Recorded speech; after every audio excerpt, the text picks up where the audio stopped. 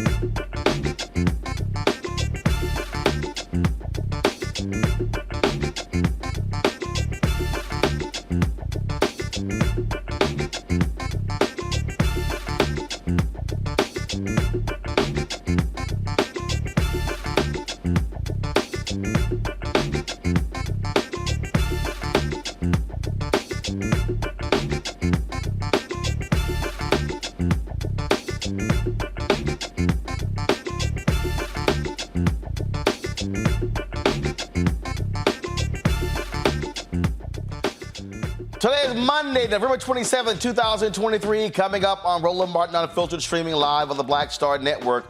The Fulton County DA's office released the Bodycam video of the August 10th encounter between a black 62-year-old deacon who was killed while in the custody of Atlanta police. We'll show you what led up to the fatal tasing of Johnny Hollman Sr. and talk with his daughter and the family attorney.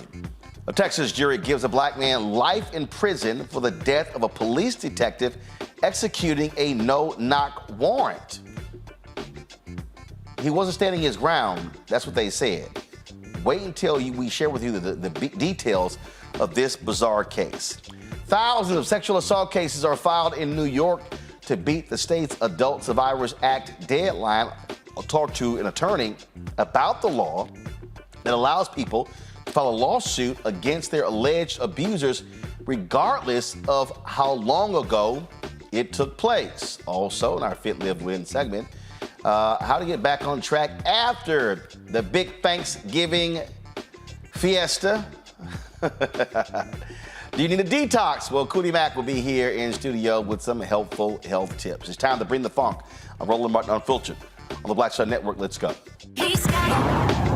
Whatever the miss, he's on it. Whatever it is, he's got the scoop, the fact, the find. And when it breaks, he's right on time and it's rolling. Best believe he's knowing. Putting it down from sports to news to politics. With entertainment just for kicks, he's rolling. It's on go, y'all. It's Roland Martin, rolling with Roland now. He's funk, he's fresh, he's real, the best, you know he's Roland Martin now.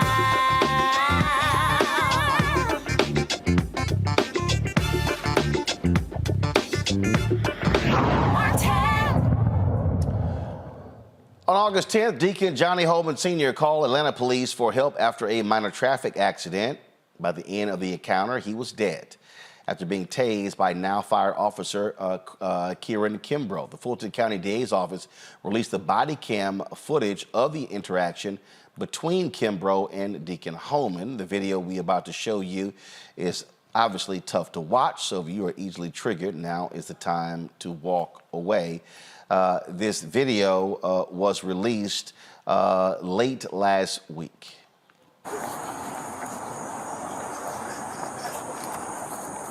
All right, man. Case number for you. All right, I did find you at fault in the accident. I was in the red light. My light was green. You cut your turn short. No, I didn't turn. I can't turn no while what it did. He kept coming at me. It wasn't my fault. Why are you screaming at me? I'm not screaming. I'm saying it was not my fault. He ran into my truck. Okay. You see where he hit me right here. All right. So I need you to sign this ticket right here on the X. No.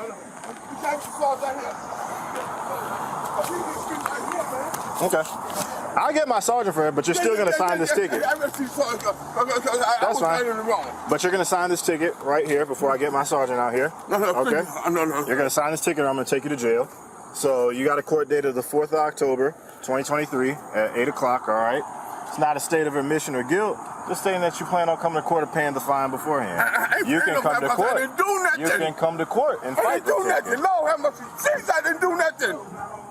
I didn't do nothing wrong. What are you screaming at? I told you once, lower your voice. My voice is heavy anyway. You're not going to scream at me. My voice is heavy. Do you understand what I'm telling you? Now you're going to sign this ticket or I'm going to take you to jail. I suggest you sign the ticket. Then you can talk to my sergeant or whoever you want to talk to, your priest, your wife, I don't care. But you're going to sign it right here. Here you go.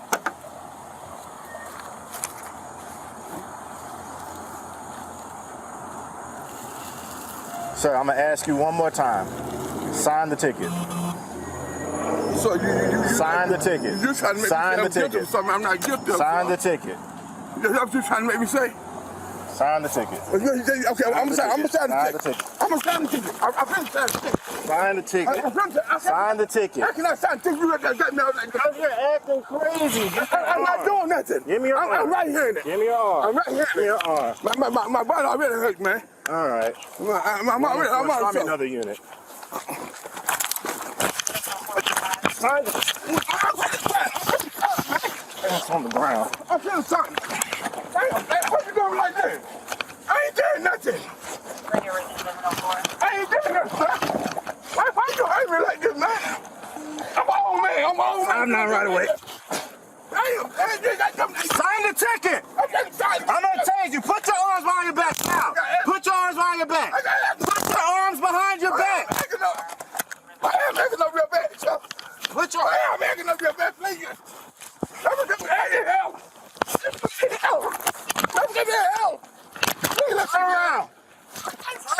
Put your hands behind your back. Put your hands behind your back. Put your hands behind your back. I can't breathe. Put your hands behind your back. I can't breathe. I can't breathe. Put your hands behind your back. Put your hands behind your back. I can't breathe. I can't breathe. I'm gonna tell your ass one more time. Put your hands behind your back. I can't breathe. Somebody help me. Somebody help me. I can't breathe. Hey, come on, man. Move it. Move.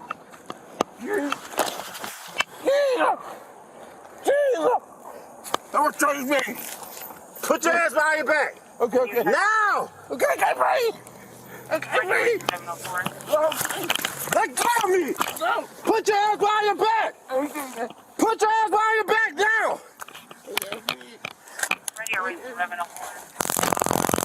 Put your hands behind your back. Put your hands behind your back now.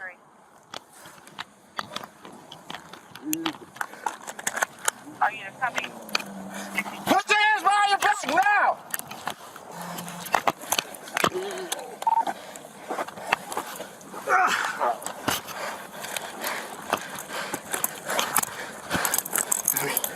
Let me get my cuffs. Let me get my cuffs. Man, dude, this shit is so long. I forgot what it's like.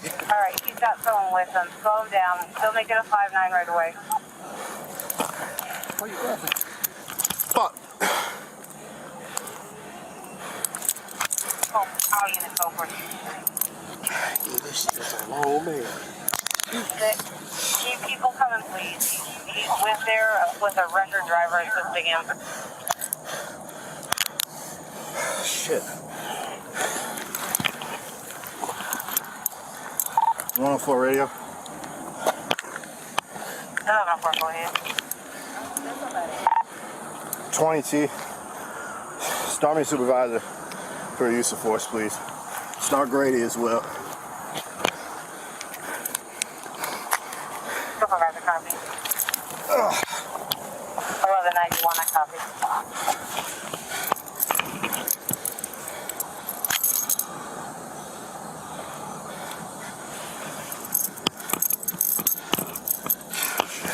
Apologies, man. Sit up, man.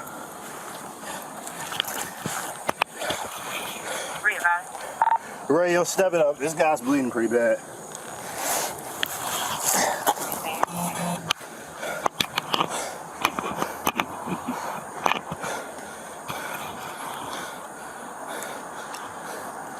Fuck, man.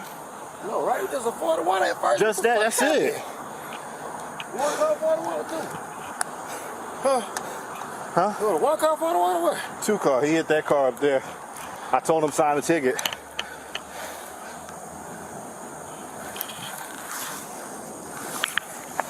Funny.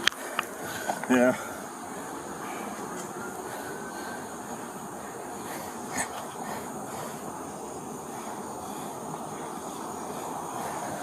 Agreed. 1191 to 1104. Give him a sternum rub.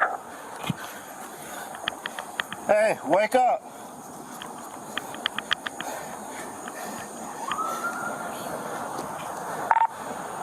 I am. I think he passed out on me. Wake up.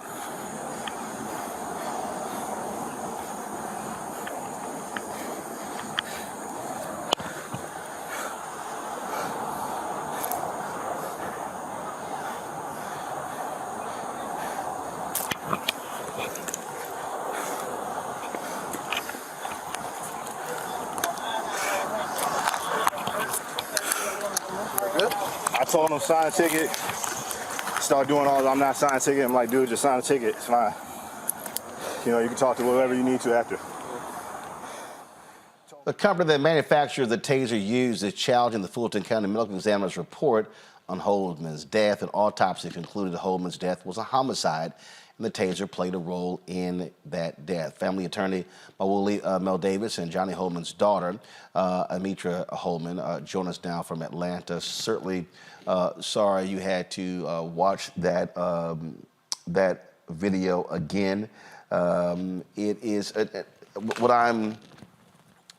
what is still puzzling here, Amitra, which I mean, I'm sorry, Arnitra, is that it's a minor traffic accident, and we do these stories all the time, and it is stunning and shocking to me how often a simple traffic accident turns into the death of a black motorist.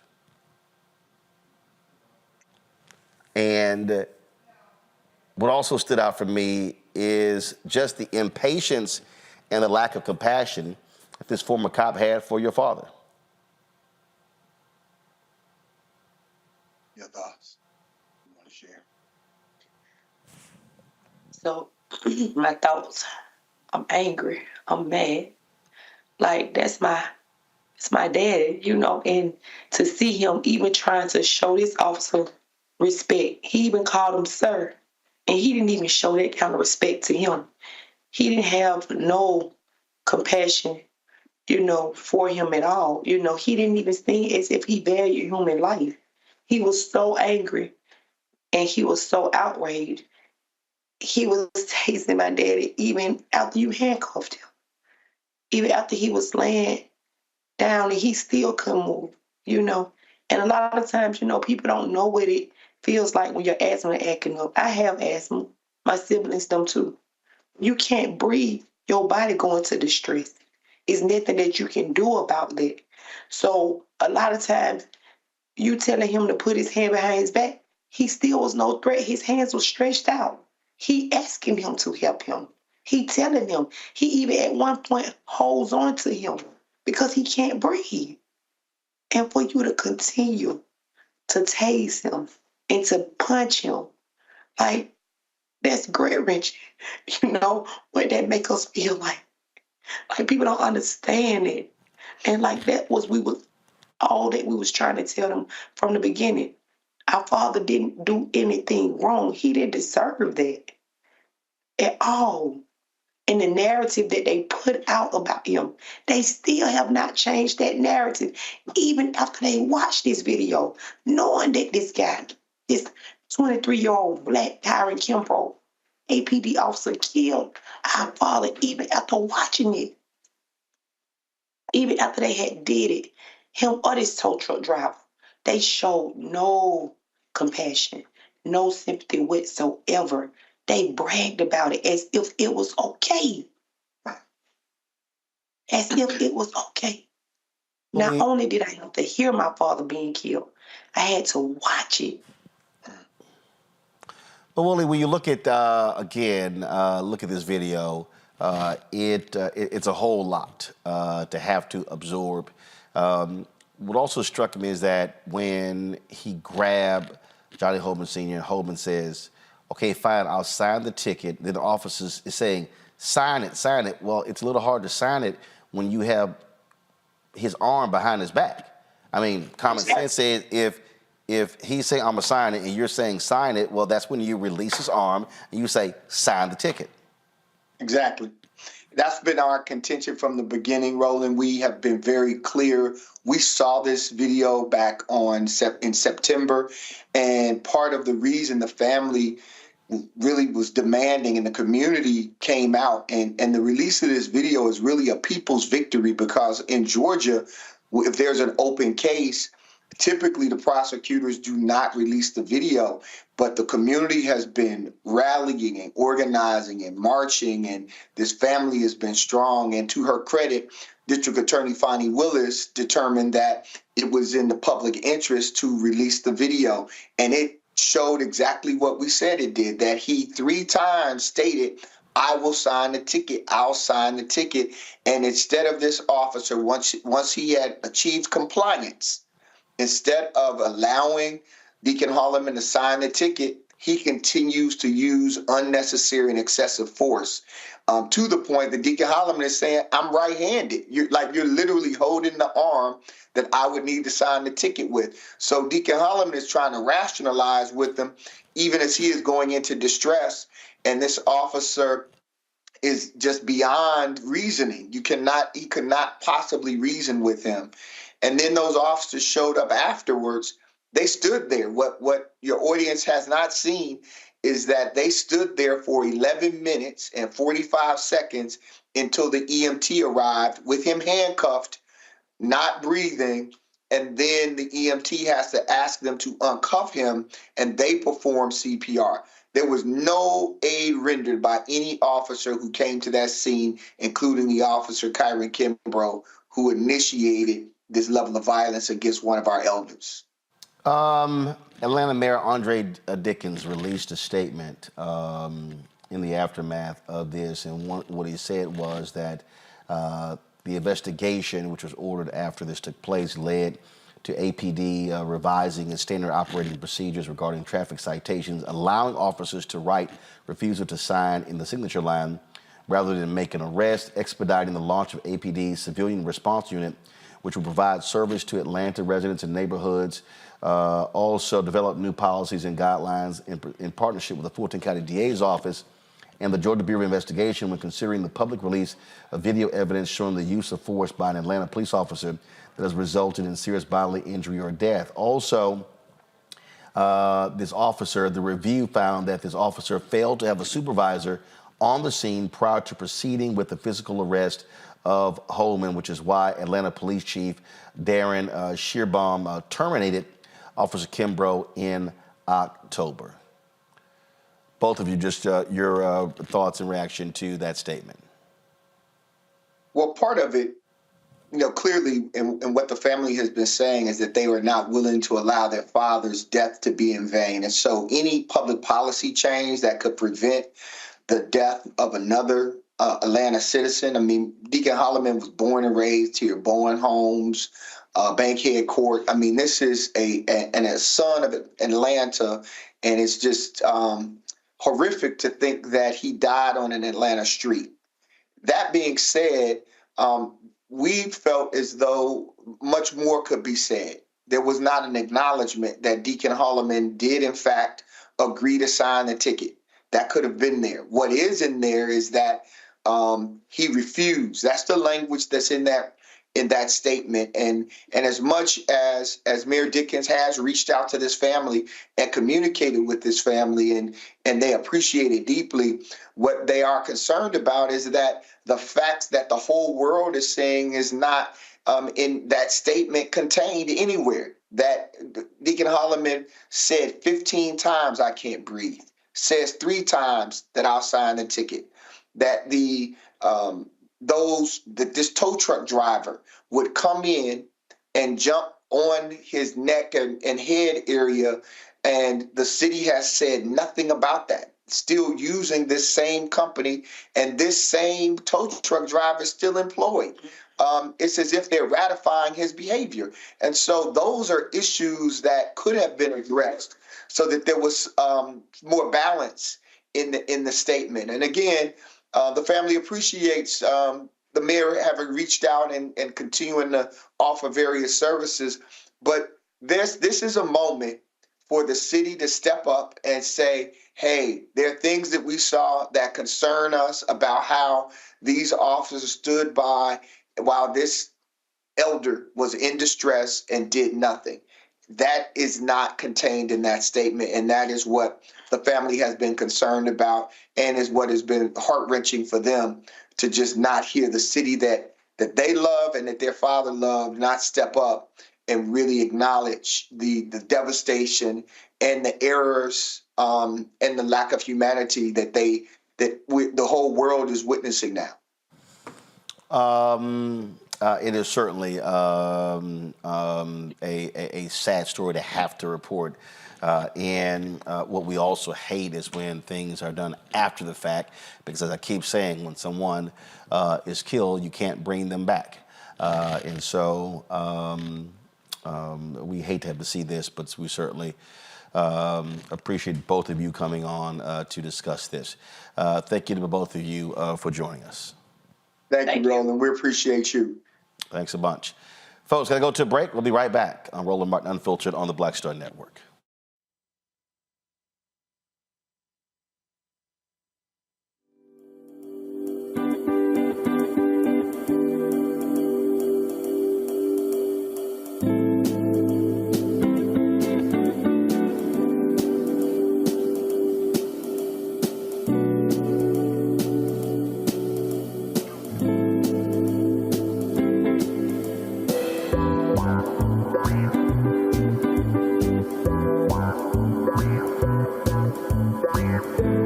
Your business or career with Grow with Google's wide range of online courses, digital training, and tools.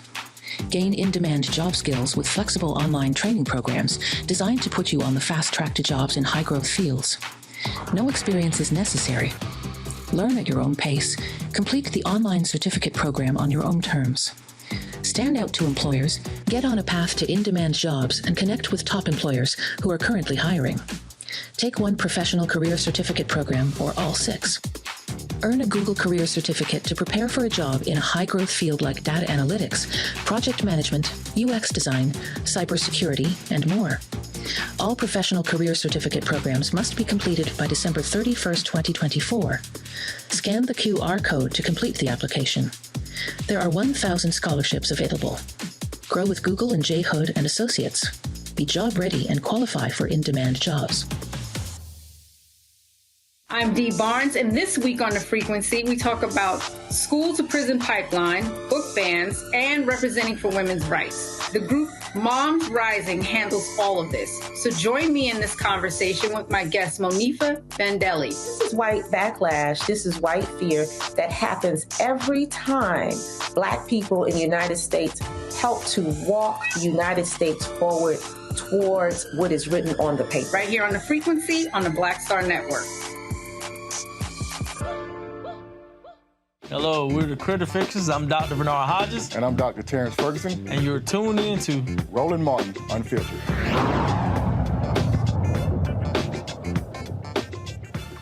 My pound, Dr. Julianne Malvo, economist and president emerita at Bennett College.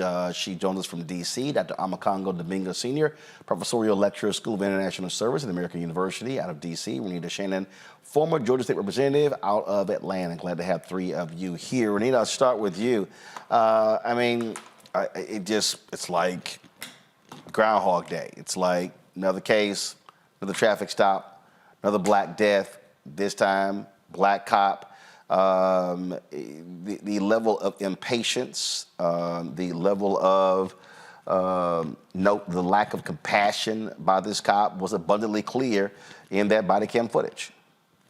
You're right. It is like Groundhog's Day. And as a result of that, it's going to be a tough time as we move forward for Black leaders, elected Black folks, because too many times it is often like Groundhog Day, no matter what the leadership looks like.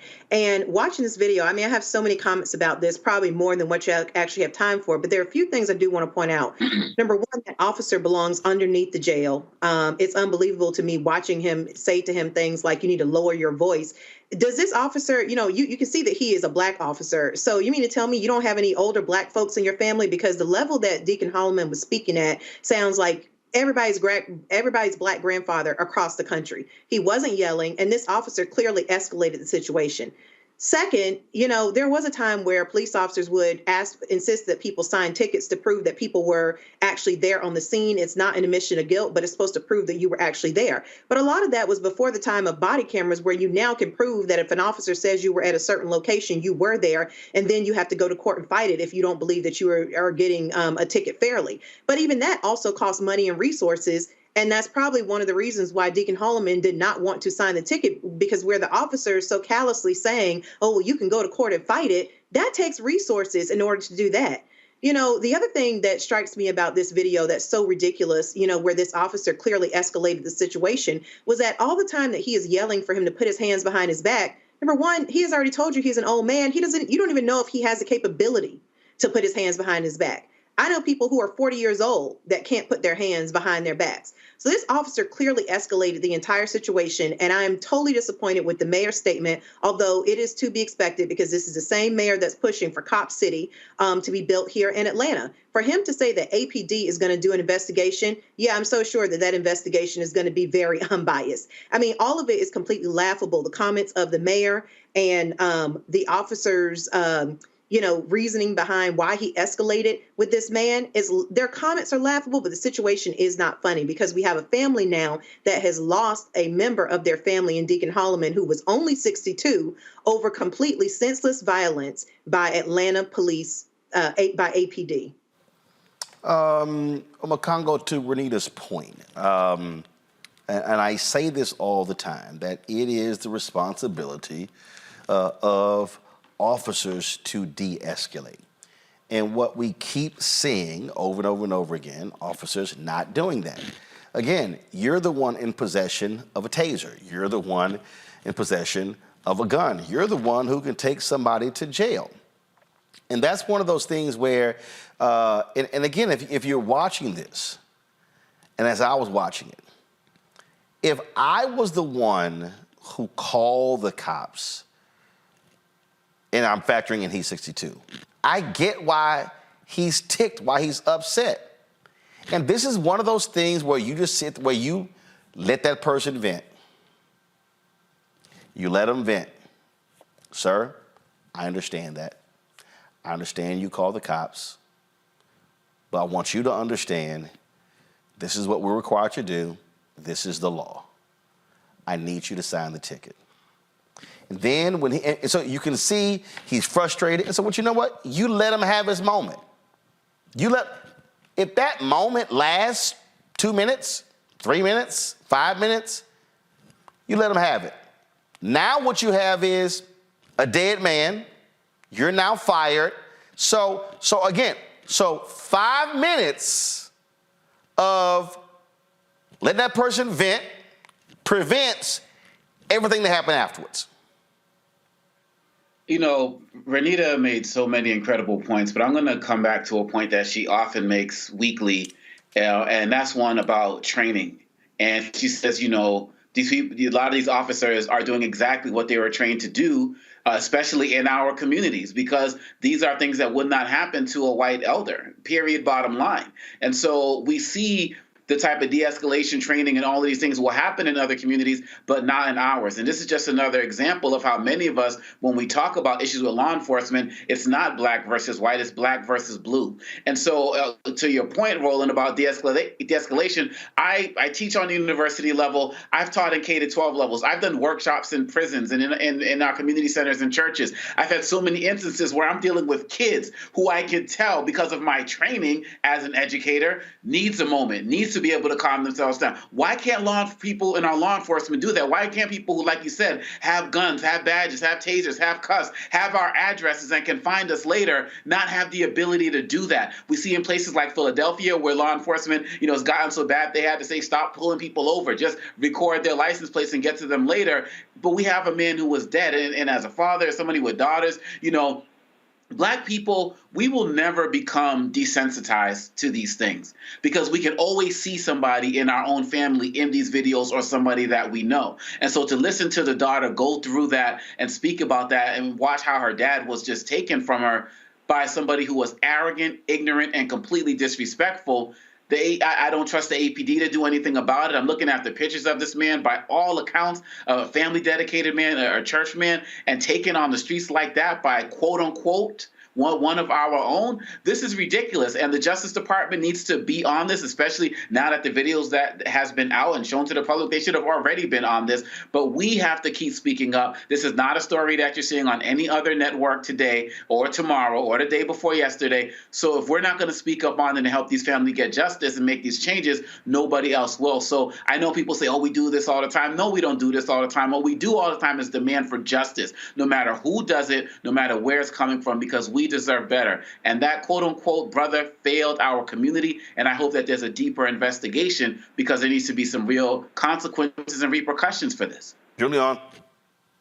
Ooh, well, Roland, you started out by saying watching the video might trigger you, if necessary, turn away. It triggered me. It triggered me immensely, and I still feel stomach palpitations because that was just unreasonable, unjust, unreal. I don't know what's wrong with that little Negro who called himself a policeman, who basically brutalized an elder, And I mean, I understand a man not wanting to sign a ticket. And as you said, Roland, some patients could have, well, you got to sign the ticket. It doesn't mean that you're admitting guilt. It means that you're agreeing that you're going to come to court. He had no patience with the brother at all, none whatsoever. And apparently the man thought he was in the right. Otherwise, he would never have called the police. So, you know, there's an issue of perception. But this little person, I won't even dignify him by calling him police officer. He was so wrong. But beyond his wrong, this is so, it's like, here we go again. We see this over and over again. I'm disappointed, but not surprised at the mayor of Atlanta.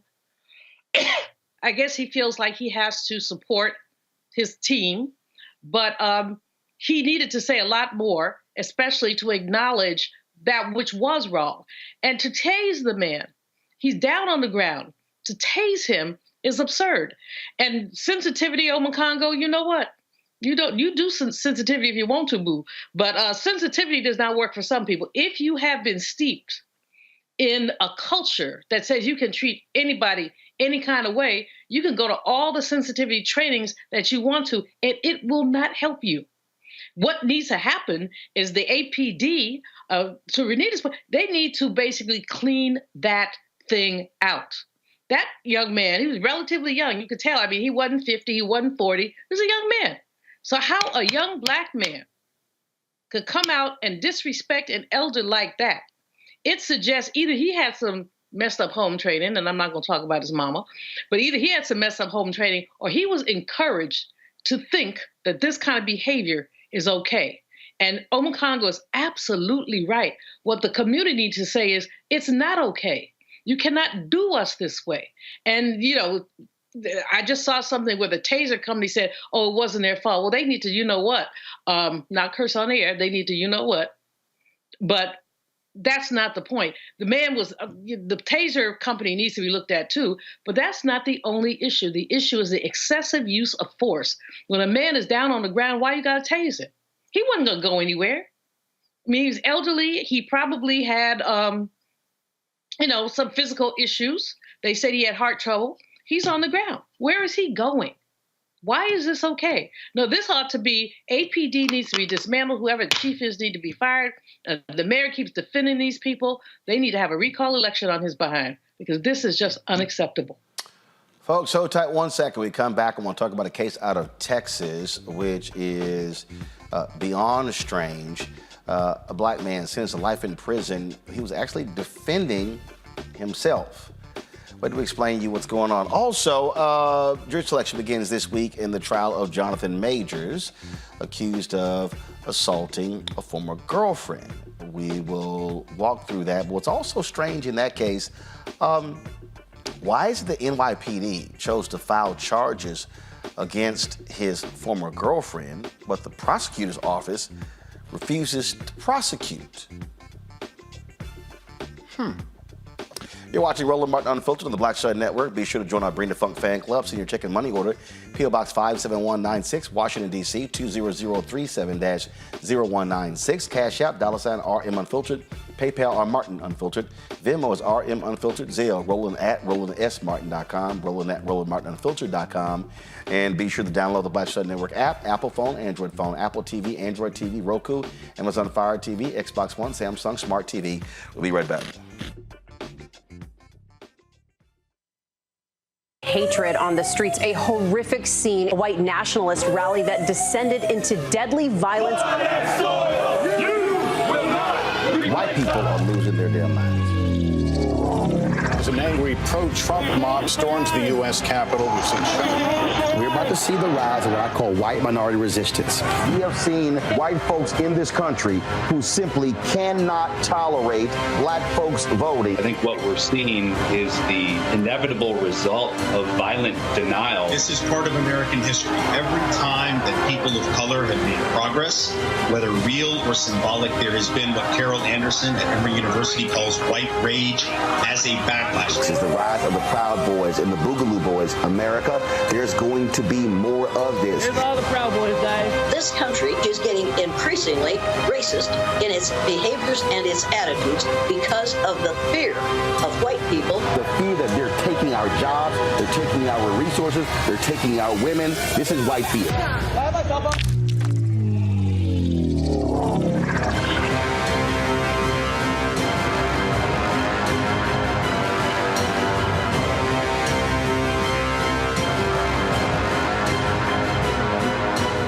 On the next Get Wealthy with me, Deborah Owens, have you ever had $1 million idea and wondered how to bring it to life? Well, it's all about turning problems into opportunities. On our next Get Wealthy, you'll learn of a woman who identified the overload bag syndrome, and now she's taking that money to the bank through global sales in major department stores. And I was just struggling with 2 or 3 bags on the train.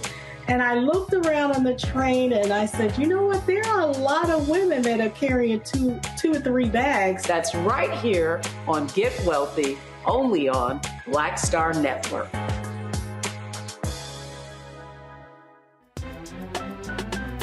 I'm Faraji Muhammad, live from LA.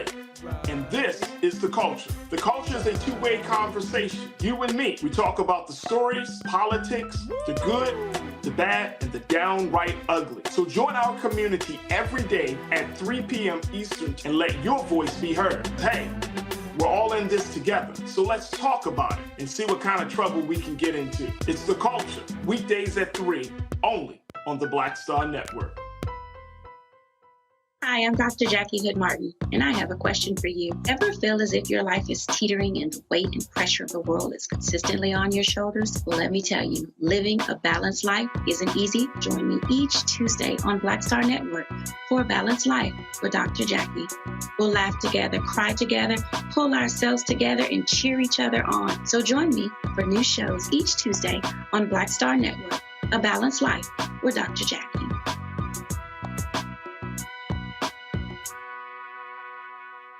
Next on the Black Table with me, Greg Carr, working under the constant threat of violence. Nearly 50 bomb threats over dozens of HBCU campuses. In 2022, we'll talk to our HBCU Master Teacher Roundtable about the stress, the strain, the frustrating lack of answers, and real community-grounded solutions to the threat of violence we face at HBCUs today. Join us for the Black Table, only on the Black Star Network. I'm Dee Barnes, and this week on The Frequency, we talk about school to prison pipeline, book bans, and representing for women's rights. The group Moms Rising handles all of this. So join me in this conversation with my guest, Monifa Bandelli. This is white backlash. This is white fear that happens every time Black people in the United States help to walk the United States forward towards what is written on the paper. Right here on The Frequency on the Black Star Network. Hello, I'm Paula J. Parker. Truly proud on the Proud Family. I am Tommy Davidson. I play Oscar on Proud Family, Louder and Proud. Hi, I'm Jo Marie Payton, voice of Sugar Mama on Disney's Louder and Prouder, Disney Plus. And I'm with Roland Martin on Unfiltered.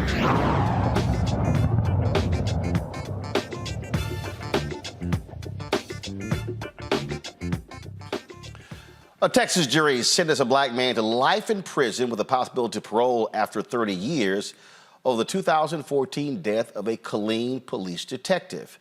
Marvin Guy shot Chuck Dinwiddie during a no-knock narcotics raid in May of 2014. Though it was a capital murder trial, the jury found him guilty on a lesser charge of murder. Folks, guy waited in jail for more than 9 years before his trial. Now, he said he mistook them for an intruder after a SWAT team smashed his bedroom window and tried to break into his home with a battering ram during a 5:45 a.m. drug raid. The raid was plagued with issues.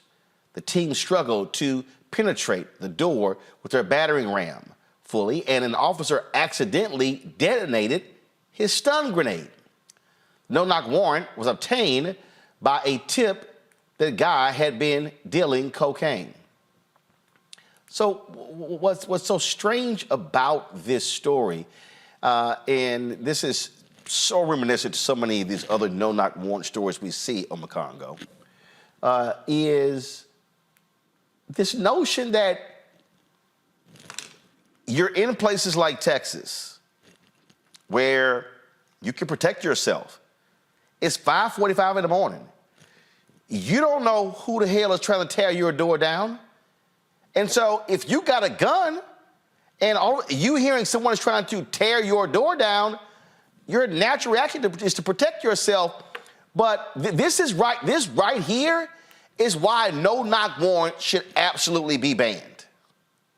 Absolutely. And not only that, because we see after multiple tries of trying to get into his home, usually police come in with one bang and they're in the door. So you hear multiple attempts to try to get into your door, you're automatically going to think something, particularly if you live in a neighborhood that's not considered safe. The fact of the matter is people talk about stand your ground all of the time, but don't believe black people have the right to stand our ground. And that's where the hypocrisy comes in. And to your last point here, when you talk about this is why no-knock warrants need to be destroyed entirely and we should never use them again, families of police officers need to know that more situations like this can indeed happen. With Breonna Taylor, and her boyfriend as well, he also shot at them. And so police are also at risk of losing family members. And we know that the police and police unions are not going to particularly care about the fact that some of us may lose our lives at the hands of these no-knock warrants, but maybe when they start realizing that their own fellow officers can also be at risk of something like this, particularly in a state that is stand your ground, particularly in a state where people want to not have the ability to even have to go through training to have firearms, you are going to see more things like this happen. So get rid of that entirely, and then also toughen up some of the gun laws, but that's a conversation for another day. But to the point, at the end of the day, no-knock warrants are dangerous for all parties involved. Even with Breonna Taylor's family, the neighbor, there were bullets that went through, and that was the only charge that was particularly, brought up in the beginning. But even the neighbors were in danger. So when are they really going to get to a point when they realize that if our evidence is solid, we shouldn't have to go through this process as well? Let's do everything by the book for the sake of everyone's safety. See, here's the thing that's crazy here, Julian. The prosecutors say that he purposely placed something back there that he knew that the cops were coming. Then they also claim, and this is what law enforcement claim, traces of, first of all, in Texas you have the Castle Doctrine. Castle Doctrine doesn't apply if you're involved in legal activity. So law enforcement allegedly found traces of white powder on guy's apartment floor, in his car, in the trash, but he was never charged with a drug crime. Okay? Now, he said, I had a neighbor who was attacked by an intruder the previous week. Prosecutors called several witnesses. His defense didn't call any witnesses whatsoever. And again, convicted. But this right here goes to show you, if I'm on the other side, and again, I got an arm very much like Breonna Taylor's boyfriend, you busted through the door, I'm going to protect me and my family. And what happened was, they say he fired at 4 officers, killing Dinwiddie, and 40 rounds were fired at him. 40 rounds were fired at him. Okay, I'm just gonna let's just simmer that for a second. And while we simmer it, you said white powder was found in the trash. Was it trash in the bedroom, and it was a baking soda or something? I mean, come on now. White powder. The police have the ability to test the white powder. They did not say cocaine was found. They said white powder was found. White powder could be anything. So this, again, this is just the repeated absurdity of the way that Black people are treated in exercising our normal rights. And, Roland, this stuff does trigger me. And it partially triggers me because I'm doing all this research on lynching and lynching culture. And this is just so awfully reminiscent of what has happened over and over again. I'm looking at a lynching now where a brother, it's literally almost the same thing happened. They bust in his house, he shot, he killed somebody, so they lynched him. Well, why they bust in his house? And they did not have a reason. They busted into his house because somebody said. And so they bust in. He was prepared to protect his family. We are going back to Dred Scott. Black folks have no rights that whites are bound to respect. And this brother has been dealt a terrible injustice to be basically incarcerated for 9 years and then to be found guilty to a lesser charge, but sentenced to life imprisonment. I hope it doesn't seem like he had good attorneys. So this is a Ben Crump call, because it seems to me if he says that the neighbors have been broken into, that would give him reason to be very concerned about somebody trying to bust down his house, down his door. Why weren't any of those neighbors called as witnesses? I mean, there are so many questions here, but the bottom line issue is that Black people do not have rights in this country. We never did, and until we basically rise up, we probably never will. I mean, we have a little more than we had before, and we had a president, got a vice president, but down there on the ground where the deacon was down, it didn't matter to him that there's a Black vice president or president. He was a man who was being brutalized. And with this gentleman as well, you're looking at someone who sees, who basically is living in a crime-ridden area. Apparently, his neighbor was just busted into. What right does he have? Does he have the right to protect himself? Or is he just supposed to lay there and get robbed, ripped off, be brutalized, whatever? You don't know. So, and the no-knock warrant, I mean, those things just need to be thrown away. If you have evidence, you can present your evidence. But to come in with no warning, no nothing, what are you expecting at 5:45 a.m. anyway? The police have gone, they've gone wild. They've gone wild, but we pay their salaries, and we've respected it. We've accepted it. We act like we think it's okay. I know we don't think it's okay, but too many of us do. I can already hear the people talking about, well, was he dealing drugs? Don't matter. You bust into the man's house. He defended himself. That's the end of it.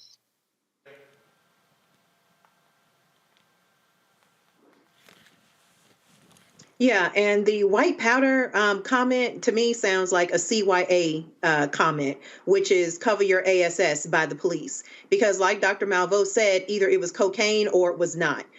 They know that this was a botched raid. And, these no-knock warrants by design are just a completely terrible idea, because a lot of them happen that they schedule them in the middle of the night to catch people off guard. Well, when you catch people off guard, especially coming out of sleep, you're just going to get reactions from people. People are not going to be thinking clearly. So it increases the chance that whoever you're doing this no-knock warrant on is going to respond, likely with firepower or likely with something very violent, because you're waking them up out of their sleep. So at the end of the day, I'll take it a step further than what Dr. Malveaux said. Black people do not have the right to self-defense in this country. And the reason why I say that is because a lot of times we hear things about the castle doctrine, we hear things about stand your ground, and all that sounds good and common sense. And I'll just real quick tell you what those are, and for anybody who doesn't know. But basically, these are laws across the country that say if somebody comes into your home, you can do whatever it takes to defend yourself, as long as they are, entering into your house, obviously not invited, basically trespassing. You have the right to defend yourself, and that can include, killing someone to protect yourself.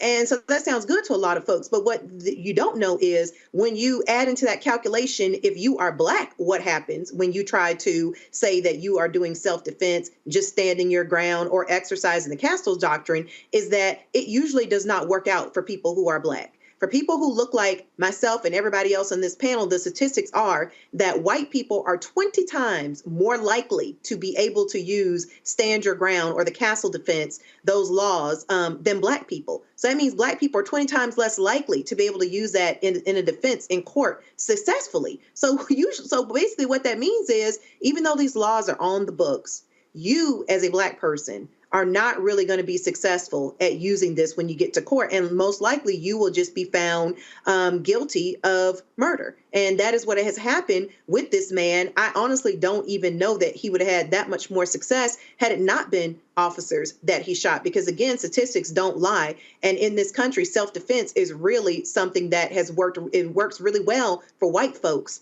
but is not working well for black folks on paper. And so all of this is rolled into the gun conversation. When we talk about people having the right to protect and defend themselves and their families, there needs to be a serious conversation about equity in gun laws and equity in the self-defense conversation, because right now, black folks in this country have essentially no right when it really boils down to it. All right, folks, hold tight 1 second. We come back. We're going to talk about the Jonathan Majors case. Jury selection begins this week. What's really going on here? Why are prosecutors refusing to prosecute the woman who he accused of assaulting her when the police arrested her? We'll also talk about a case that Jonathan Majors' attorney won of a black man, former prosecutor, who was accused by a woman he had a one-night stand with of rape. He was found not guilty. We'll explain all of that and hear from Majors' attorney about that case when we come back on Roland Martin Unfiltered on the Black Star Network. When you talk about blackness and what happens in black culture, we're about covering these things that matter to us, speaking to our issues and concerns. This is a genuine people-powered movement. There's a lot of stuff that we're not getting. You get it, and you spread the word. We wish to plead our own cause. Too long have others spoken for us. We cannot tell our own story if we can't pay for it. This is about covering us. Invest in black-owned media. Your dollars matter. We don't have to keep asking them to cover our stuff. So please support us in what we do, folks. We want to hit 2,000 people, $50 this month, raise $100,000. We're behind 100,000, so we want to hit that. Y'all money makes this possible. Checks and money orders go to P.O. Box 57196, Washington, D.C. 20037-0196. The Cash App is $RM Unfiltered. PayPal is R Martin Unfiltered. Venmo is RM Unfiltered. Zelle is Roland at RolandSMartin.com. Grow your business or career with Grow with Google's wide range of online courses, digital training, and tools. Gain in-demand job skills with flexible online training programs designed to put you on the fast track to jobs in high-growth fields. No experience is necessary. Learn at your own pace. Complete the online certificate program on your own terms. Stand out to employers, get on a path to in-demand jobs, and connect with top employers who are currently hiring. Take one professional career certificate program or all 6. Earn a Google Career Certificate to prepare for a job in a high-growth field like data analytics, project management, UX design, cybersecurity, and more. All professional career certificate programs must be completed by December 31st, 2024. Scan the QR code to complete the application. There are 1,000 scholarships available. Grow with Google and J. Hood and Associates. Be job ready and qualify for in-demand jobs.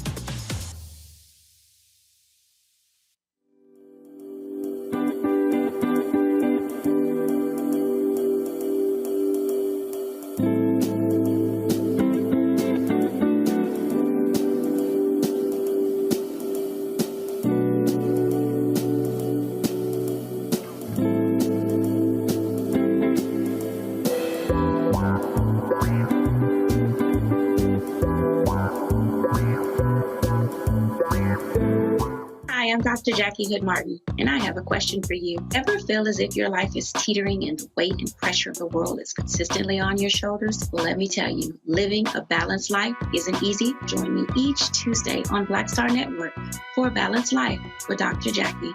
We'll laugh together, cry together, pull ourselves together, and cheer each other on. So join me for new shows each Tuesday on Black Star Network, A Balanced Life with Dr. Jackie.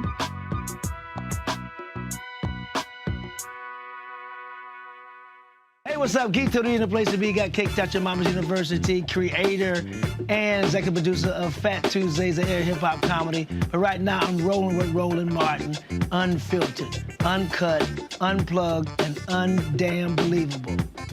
You hear me?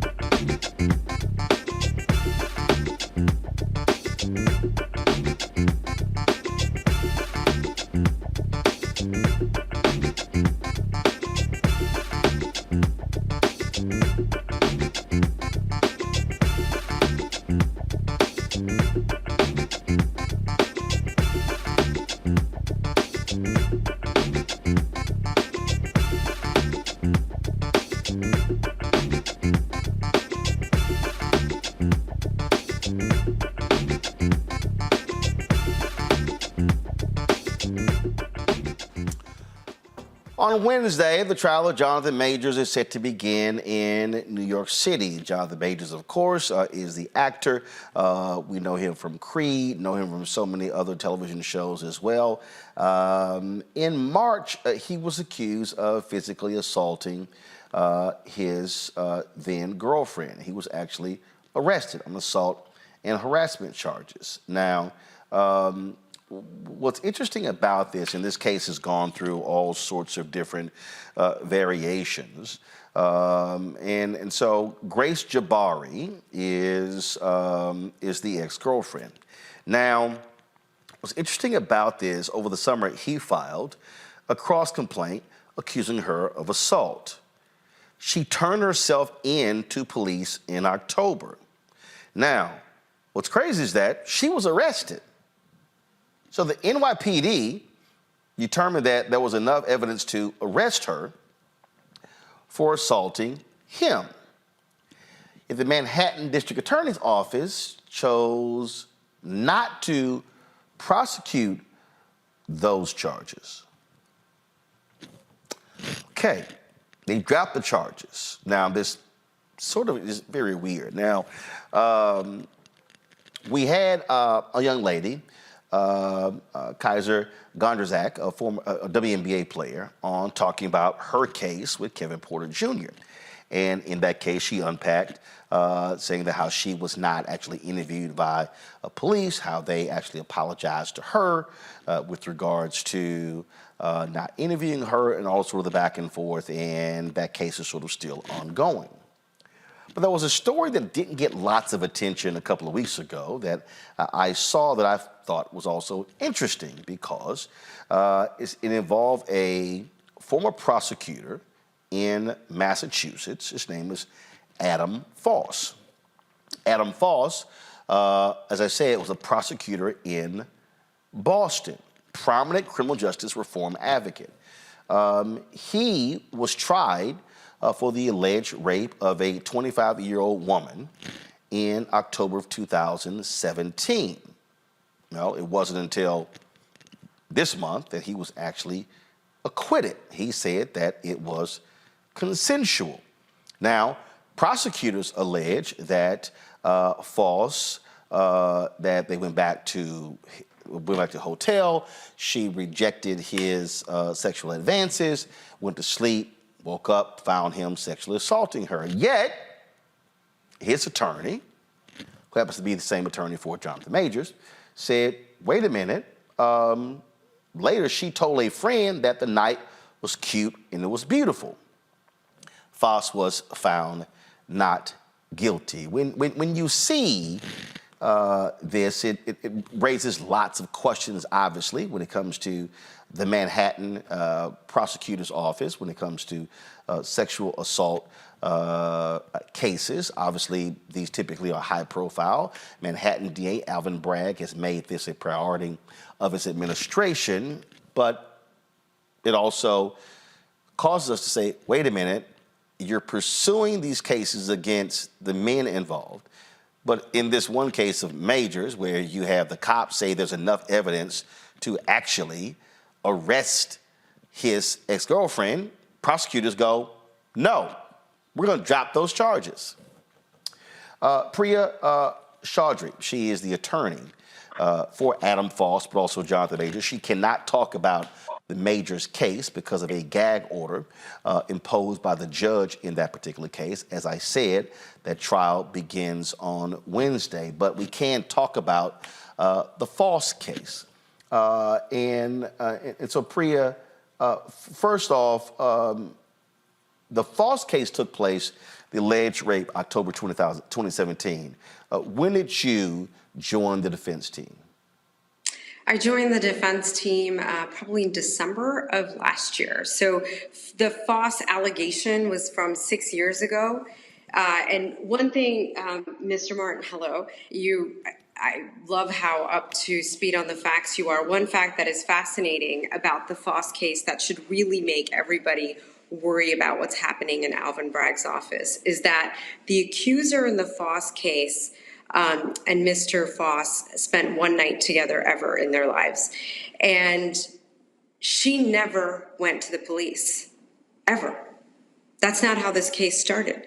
She, in fact, wrote a lot about Mr. Foss and about what really happened, everything from her obsession with him, which there's plenty of text messages.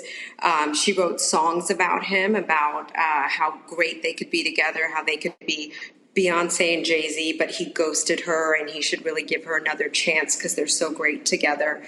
And then years later, she wrote a Medium post. And on the Medium post, she, for the first time, says, "I was raped." The Manhattan District Attorney's Office, and what's actually really terrifying, is one of the women who's the head of the sex crimes unit, saw that Medium post, reached out to this false accuser, and started this case.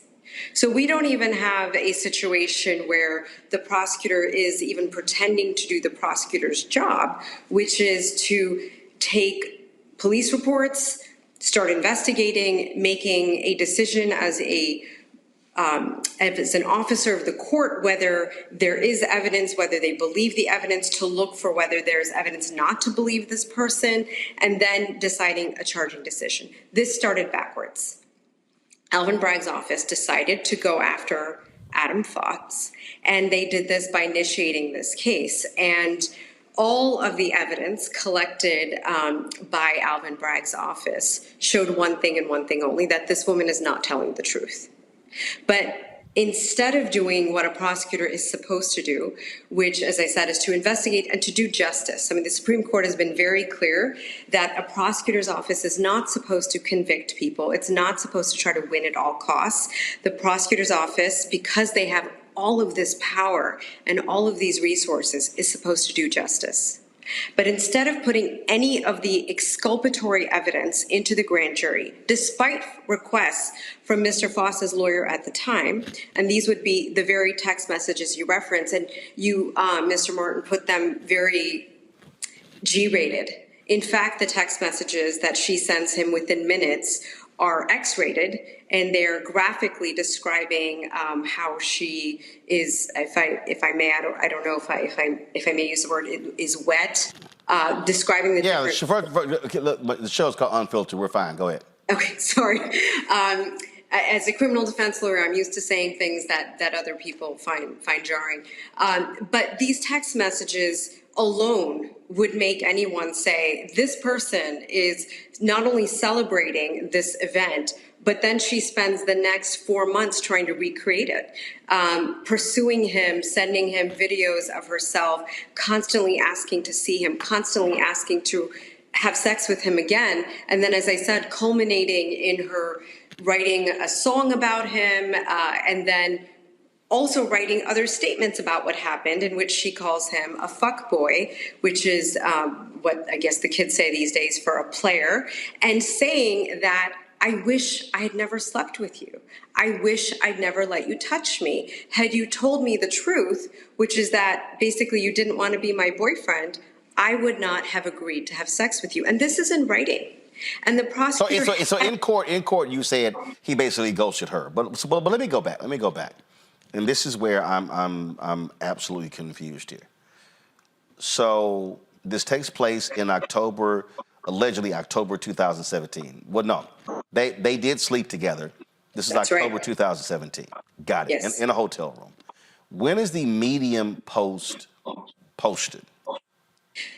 The accuser, the false accuser, writes her Medium post in November of 2020. 3 years later. So 3 years later, she puts up a post on Medium. I take it this was seen through the Me Too movement, if you will. There were other people who were posting things. And then that's when the prosecutors then got involved. So a prosecutor saw the post and then contacted her. At no point did she actually initiate the contact with the DA's office or the police. Correct. And in fact, on the stand, she said, I never would have gone to the police.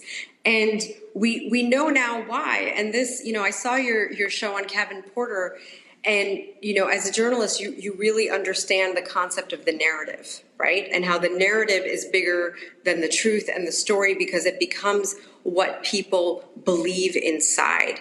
And one thing about this case, which is so terrifying and should make everybody really terrified about what's happening in Alvin Bragg's office, is, as you noted in the Kevin Porter case, and it's just true in the criminal justice system, prosecutors will charge people, and most of the people they charge are Black and poor people and people of color, people who can't even withstand having a charge against them because of the consequences in their life. And then they will start making offers. And most people will just take an offer to end the case because they either can't go to court, they can't take the time off work, they can't take the risk of actually trying to fight it, right? The offer made in this case, I've never heard in my 25 years as a defense lawyer. This is the offer made by the DA's office. And that is to Adam Foss. To Adam Foss. Got it. Now, again, they charged him with a rape charge that had a 5-year, at least mandatory minimum prison sentence that would have had a lifetime of sex offender registration. That was what was at stake. The offer was that they would dismiss the case entirely against Foss on 3 conditions, all of which are illegal, unethical, and unheard of. 1, that he goes into court and he admits that he actually did rape her. Right. All that achieves is making sure that Adam Foss cannot sue Alvin Bragg, which, by the way, he is doing, and we can talk about that, and also ensures that this false accuser can sue Adam Foss and win. 2, and this is terrifying, that he never showed the evidence to anyone. That he spent his whole life walking around saying, it was dismissed, but I can never prove to you that I didn't do it. And 3, that he never, quote, changed the narrative. That he never say, I am innocent. And they would have dismissed the case entirely. Okay, and this plea bargain was offered when? This was offered in January of this year. Okay, so what you described, these text messages, so they sleep together October 2017. These text messages, these videos, these photos, how long was she contacting him? A year? Like how long? So they met in September, and immediately after they start texting. Right. They've only met 6 times in their life. The 6th was when she testified against him. They sleep together in October, and she continues to text him until December, at which point he says, I can't do this. I'm not interested. You want more from this relationship than I do. Then she emails him. Then she sends him the video of her performance. And then she ultimately speaks to him one more time, basically begging him to take her back and give her another chance. So October 2017 to what? April of 2018. April 1st is the last time he ever saw her until she came into court to testify against him. So when the prosecutor sees this, and obviously they contact him, when she writes this post, this is November 2020, was he still a prosecutor? By then, he was not a prosecutor. Okay. He had left the Suffolk County, which is Boston, prosecutor's office in 2016 to start a nonprofit called Prosecutor Impact. And, I mean, this is the irony of all of it. The goal and purpose of his nonprofit was to train prosecutors' offices around the country in implicit bias. Because as we know, the criminal justice system basically picked up where slavery left off, and the entire system is infected with such deep bias, some of which is open, some of which is implicit. And as a prosecutor, he understood that prosecutors are making bad decisions, not understanding what they're doing, not knowing really how to evaluate a case. And this very office, Manhattan DA's office, under Cy Vance, invited him and had him give a training to their office to teach them how to prosecute cases better. So the reason I was going through the timeline, what I am confused by, if a prosecutor receives this information, and these text messages and emails are turned over. How does a prosecutor conclude that somebody was raped, but then you have evidence of the person accusing them of pursuing the individual? I would think if a woman is raped, she is not trying to get back with that person, is not sending them text messages, nor sending them emails.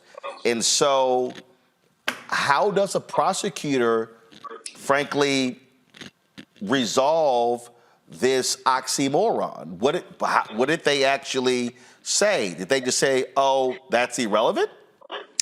So we have the same questions. It used to be that prosecutors, especially this district attorney's office under prior district attorneys, not Alvin Bragg, they would not bring a case unless they had a good faith belief that they could prove it beyond a reasonable doubt.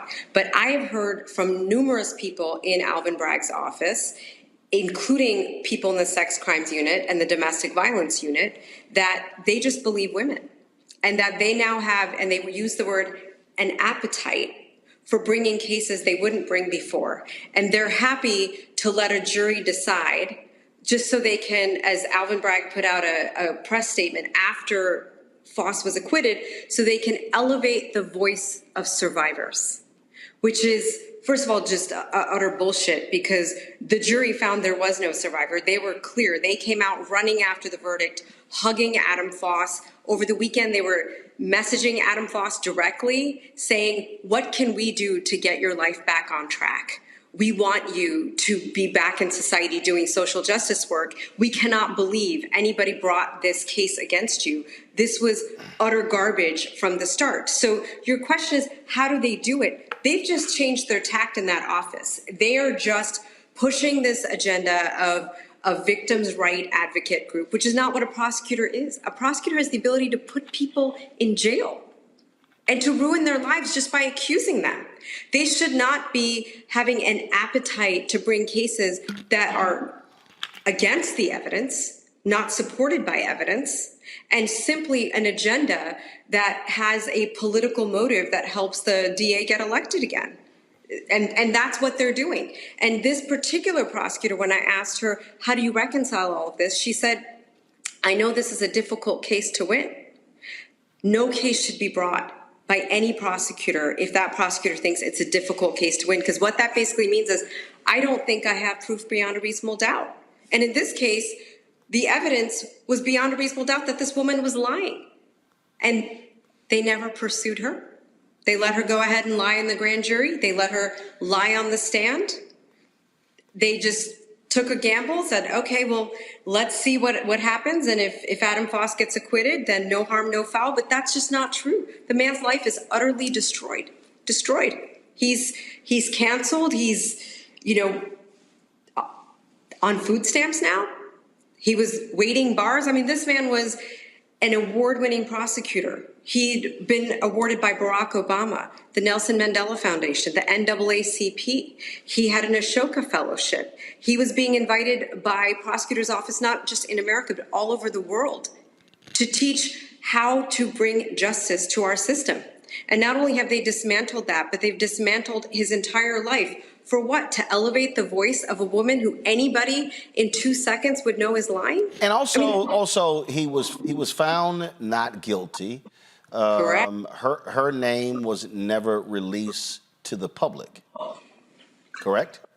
That's correct. So so if you Google, and the reason I'm raising this, and again, I'm not trying to out anybody or attack anybody, but if you Google his name forever, you're going to see that he was accused of rape. And in fact, the New York Post also said that singer Reagan Seeley publicly accused him of rape, but the DA's office did not confirm if Seeley was the woman involved in this particular case. But again, you Google his name, accused rapist is going to be right next to him being a TED Talk speaker and a criminal justice reform advocate. Correct. He is branded for life. And this person who's not only a false accuser, but quite frankly, dangerous, right? She's walking around, no consequence to her whatsoever. And no consequence to the DA who brought this case or Alvin Bragg so far, which is why Adam Foss will be suing Alvin Bragg and the district attorney who brought this case. I mean, and we should also be terrified because I think a lot of people, and myself included, supported Alvin Bragg's run for DA because we thought things would be different under a black DA. We thought this person would actually give a shit about people who look like him. And in fact, it's been a nightmare, an absolute nightmare. The only people that Alvin Bragg seems to care about are his voter base, which is predominantly white and a lot of women.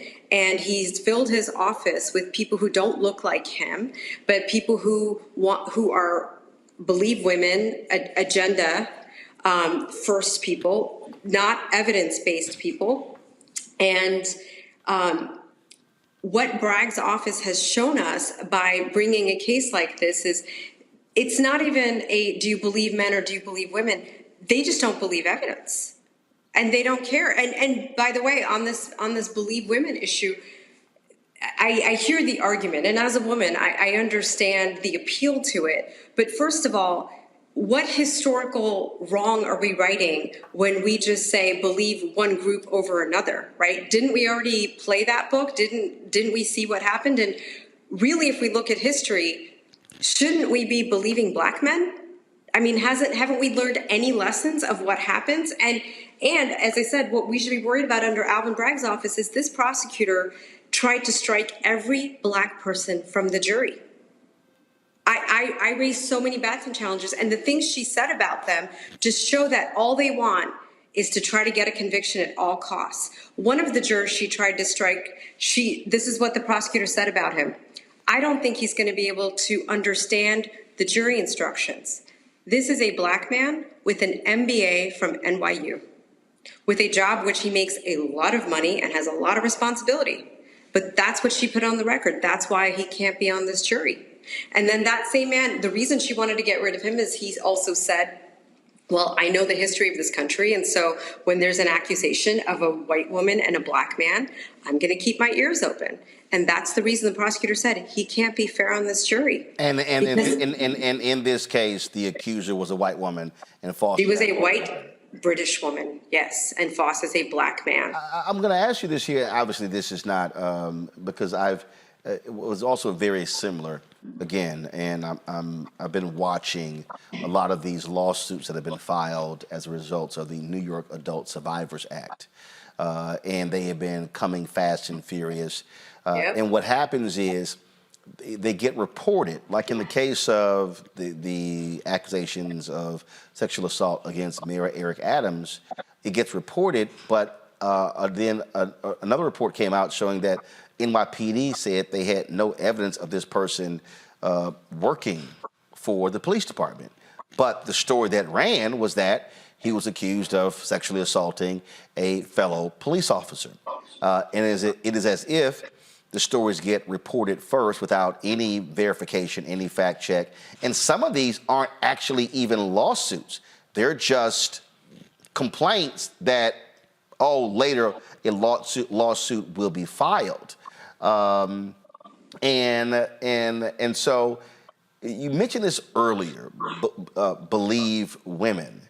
And that has been one of the most contentious aspects of even the whole Me Too movement, where there have been individuals who have sought justice, who were impacted, who were sexually assaulted. But then you have other cases. I forgot the comedian who, same thing. I think it was a Medium post as well, where the woman said, "I didn't want him to perform oral sex on me," and it got weird. And he was kind of like, "Wait a minute, well, I sexually assaulted you?"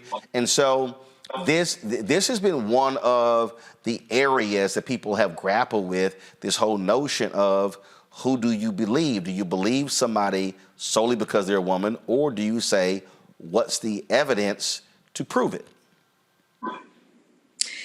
And that's exactly where we should be. If anybody truly believed in the Constitution or our rights, then the presumption of innocence should matter, right? Because if you're going to believe her, then you should also believe him when he says, I didn't do it. In fact, when you're in a court of law, that's where you're supposed to start with, I believe him. I believe he didn't do it. Prove it to me, right? But when we shift this and we just say, I don't need evidence, all I need is an accusation, what you end up with is a terrifying moment where anybody can hold a gun to your head because they know they're going to be believed, because they know no one's going to ask for evidence. They know no one is going to cross-examine you or even verify anything you've said. And they know as soon as that accusation is out, you're dead. And it's very hard to take it back. It's very hard to repair your reputation. So it basically becomes a shakedown. Look, if there is evidence, then bring your case. If there's no evidence, then no one should believe you. I do want to go back. So in the Adam Foss case, did the NYPD ever investigate, or was the investigation completely through the DA's office? So a little bit of both, because the DA's office does have their own NYPD officers assigned to them. So once this prosecutor reached out to the accuser, the false accuser, then there were some interviews with the NYPD there who was doing investigation to try to find any proof that this happened. And all they found is proof that it didn't happen. And yet they proceeded. The DA's office wanted to advance the rights of survivors. And the only survivor we have here is Adam Foss, who survived a false rape allegation as a Black man, and his career has not survived yet. We're hoping that comes back. His mission hasn't survived, but that is the only survivor of this case, not this false accuser. Well, and the only reason I'm asking that question is because I still am, and you can't talk about it, but I mean, I'll discuss it with my panel, but I'm still confused. I'm very confused how the NYPD can be involved in a case with Jonathan Majors, then he gets arrested, and then the DA pursues charges, but the same NYPD concludes that Grace Jabari should have been charged with misdemeanor assault and criminal mischief. They did so. The DA office says, we're not going to prosecute. So it's sort of befuddling to me. They work hand in hand, but then go, oh, we're not going to prosecute. And that's why I was wondering, did the NYPD have sort of, was there any conflict in the Foss case between NYPD and the DA's office with regards to whether he should be charged and prosecuted? I think because the DA's office started with he should be prosecuted, the NYPD just followed. I mean, they weren't doing investigation to gather evidence. They tried, but they weren't able to. And so the DA just put in the woman's word in the grand jury, and that was enough because the grand jury didn't get to see the evidence. And your question is the right one, which is, who do we believe and why do we believe them, right? It has been a horrible trend in our country's history, and it continues today, that prosecutors' offices do not pursue cases where a Black person is a victim under the explanation of, we don't think we could prove that case, right? Part of what you're saying is, I don't really care, right? I don't think that person's a victim. Another thing you're saying is, I don't believe this Black person when they tell me what happened, even if others believe them. I, as the person making the decision, I just wouldn't believe a Black man when a white woman is telling me something else happened, even though the evidence proves that he's telling the truth and she's lying.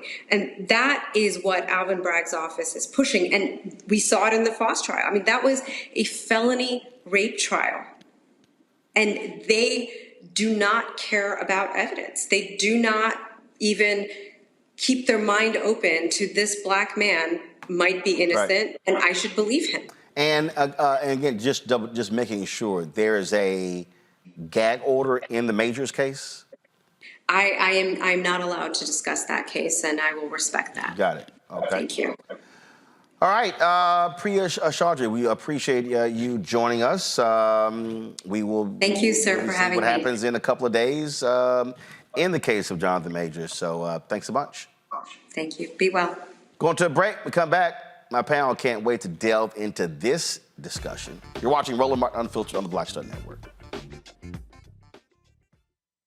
When you talk about blackness and what happens in black culture, we're about covering these things that matter to us, speaking to our issues and concerns. This is a genuine people-powered movement. There's a lot of stuff that we're not getting. You get it, and you spread the word. We wish to plead our own cause.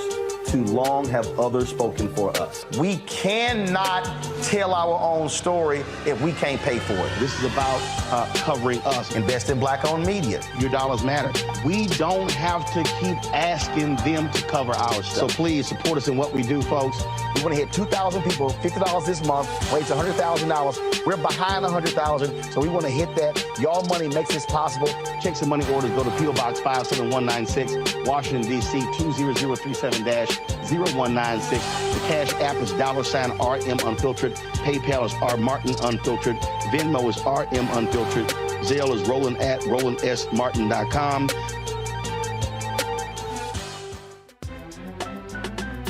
I'm Faraji Muhammad, live from LA. And this is The Culture. The Culture is a two-way conversation. You and me. We talk about the stories, politics, the good, the bad, and the downright ugly. So join our community every day at 3 p.m. Eastern and let your voice be heard. Hey, we're all in this together. So let's talk about it and see what kind of trouble we can get into. It's The Culture, weekdays at 3, only on the Black Star Network. On the next Get Wealthy with me, Deborah Owens, have you ever had $1 million idea and wondered how to bring it to life? Well, it's all about turning problems into opportunities. On our next Get Wealthy, you'll learn of a woman who identified the overload bag syndrome, and now she's taking that money to the bank through global sales in major department stores. And I was just struggling with 2 or 3 bags on the train. And I looked around on the train and I said, you know what? There are a lot of women that are carrying two or 3 bags. That's right here on Get Wealthy, only on Black Star Network. Hey, what's up, y'all? I'm Devon Franklin. It is always a pleasure to be in the house. You are watching Roland Martin Unfiltered. Stay right here.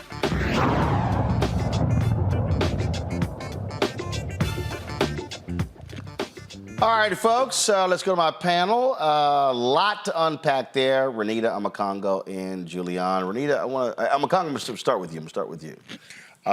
First of all, the false case is just unbelievable to me. That you could have those text messages and emails after they slept together and they will still pursue rape charges when you see the context of that. Just your thoughts just on what is going on here and what you heard the attorney there, the attorney for Falls, but also the attorney for Jonathan Majors say that we have to reconsider this notion of believe women because there are men, black men, who are being negatively impacted. In this case, Adam Foss was found not guilty. It's frustrating, because, are we going to put respect or trust in the court system or are we not?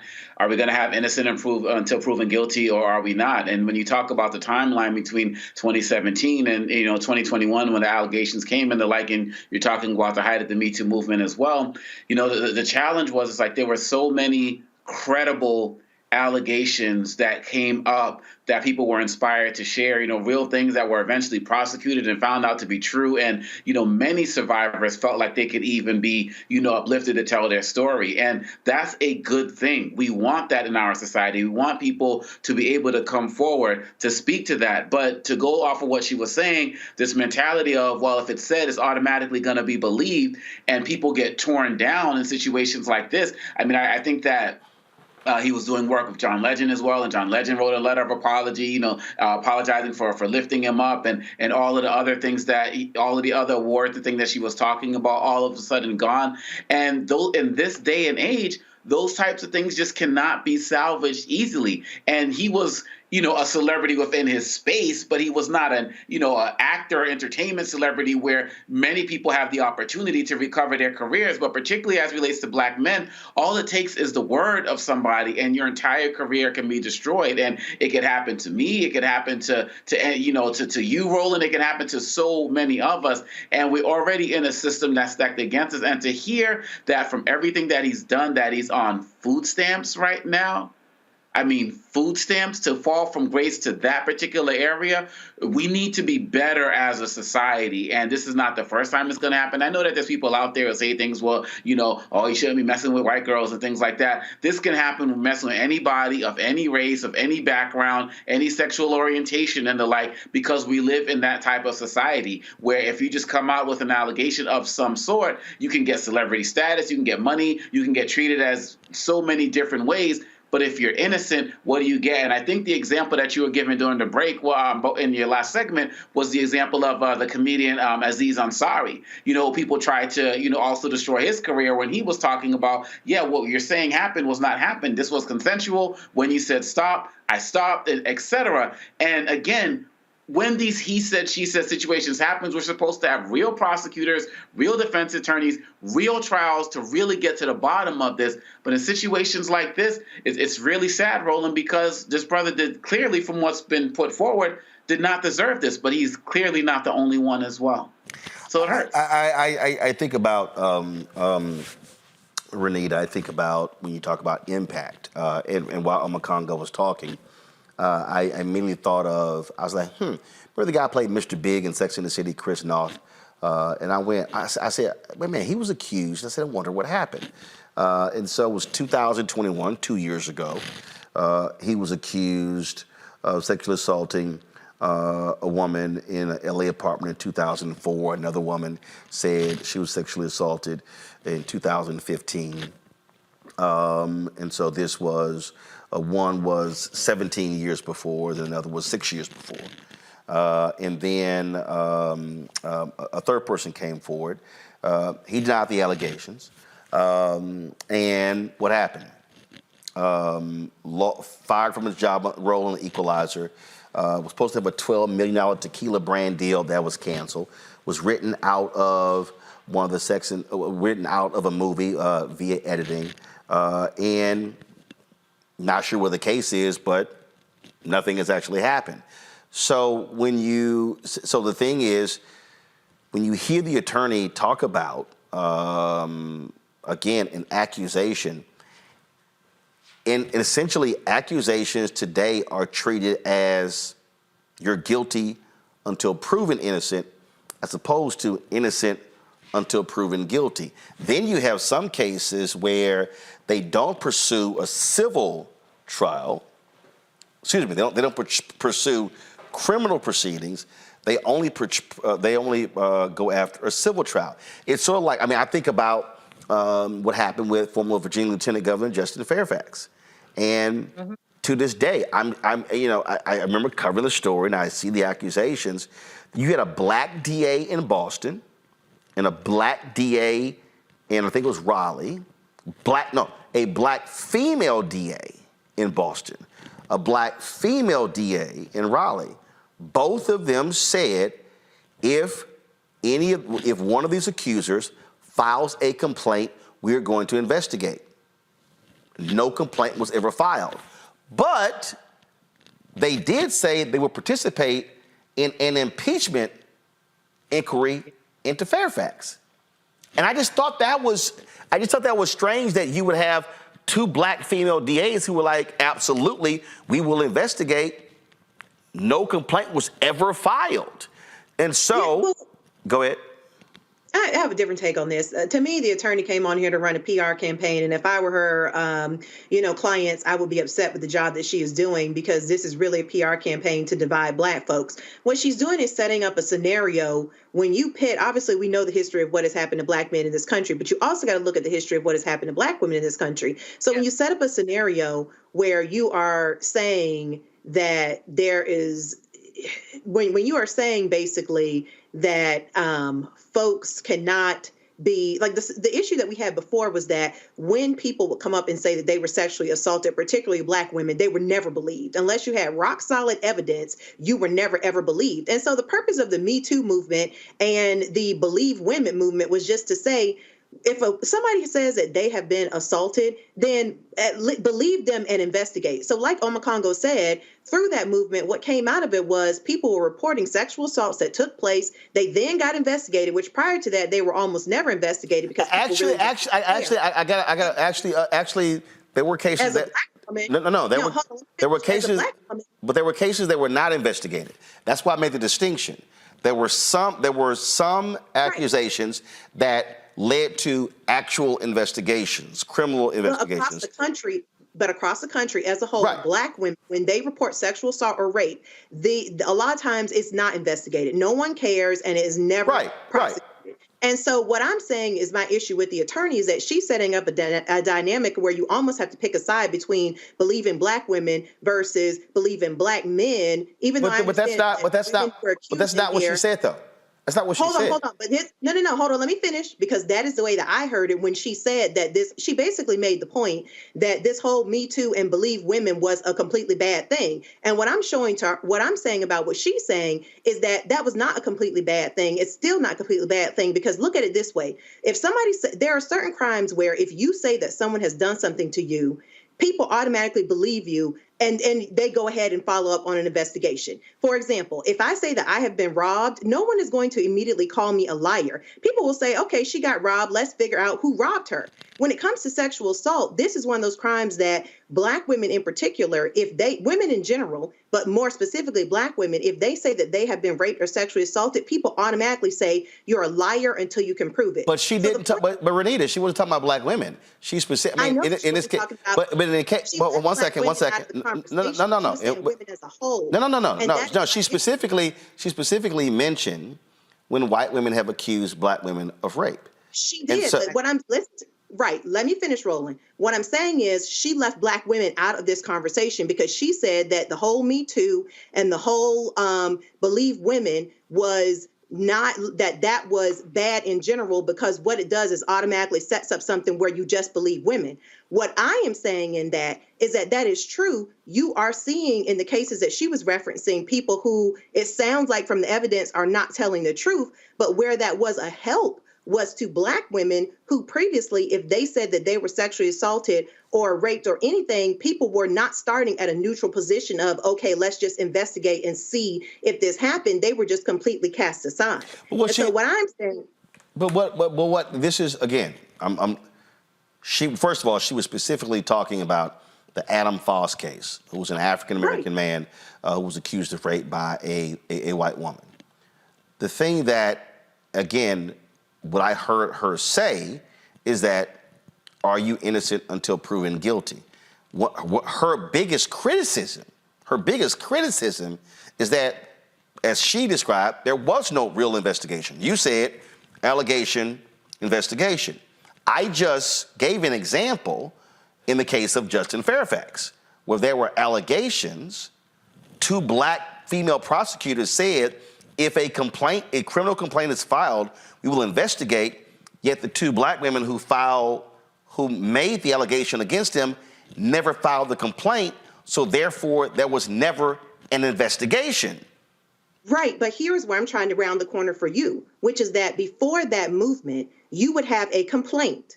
And if it came from a Black woman in particular, I'm aware. It's likely statistically for that to be followed up on. It was never investigated. No, I'm aware of that. So first of all, I don't need to be. But I'm stating what she was speaking of. Right, I know, but what I'm telling you is she has a blind spot, because where she dogged the Believe Women movement, what I'm saying is that philosophy is not to say that that there can be no false accusers. That philosophy is just to say, at least start it neutral. So if somebody says that they have been assaulted, at least follow up on those things and investigate it. Yes. And so where she took it from the perspective of, we're only talking about Black men who have been falsely accused, what I am saying is that she's trying to throw out the baby with the bathwater. Everybody should be agreed with at one point, which is that if somebody says that they have been assaulted or raped, then we need to start at a neutral position of believe that if they say that they have been, okay, let's go from there and do an investigation, which is not the set point that most folks come from. In addition to that, she left out a lot of how government works. Now, I agree with her on some of the things she said, in that really any complaint filed against you is going to give you a black mark. If anybody's accused of child abuse, you're going to lose contracts, you're going to lose all kinds of things. That is the way that our criminal justice system is set up. The part where she talked about, well, the person who, that a complaint was never actually filed, but they read it in a Medium article, it's like, but if you talk to any prosecutor, and I'm not saying this is right, but I'm just saying that she should have at least leveled with you all and been real about how government works and how prosecutors work. Prosecutors will tell you that their job is to protect the public. And so, for example, but here's the deal, though. Let's be clear. But let's be real clear. She's a defense attorney. You don't have a complaint. But here's the deal, though. Her job as a defense attorney is to defend her client, and that's just so again, I understand what a prosecutor does, what a defense attorney does. The thing for me, one second. The thing for me, because I know Julian is trying to step in as well. The thing for me that I still go back to, which I do believe is important, is that if an allegation is made, that you actually have an investigation. I'm still confused by the Foss case, that you could have text message and emails of someone pursuing this guy, but accused him of rape, but you have text messages and emails that completely contradict that. I just don't think somebody's going to be raped and then going to be pursuing that guy after the fact. And so it's interesting to me that this here still went all the way to a trial. So it speaks to, Julian, this notion of what is due process, and do we actually see it as innocent until proven guilty, or is it really the reverse? Well, it depends on who it is, obviously. I mean, if you look at the history of lynching, I know y'all think I'm a one-tone pony on this, but that's what I am these days. If you look at the history of lynching, people didn't have any due process. Oh, hell no! That was a rumor, and it was indicted, trial, jury, sentencing, all done in 30 minutes. There were even a couple cases I found where, because somebody was accused of a crime and they were able to flee, in one case the man's sister was lynched because they couldn't get him, so they got her. Got it.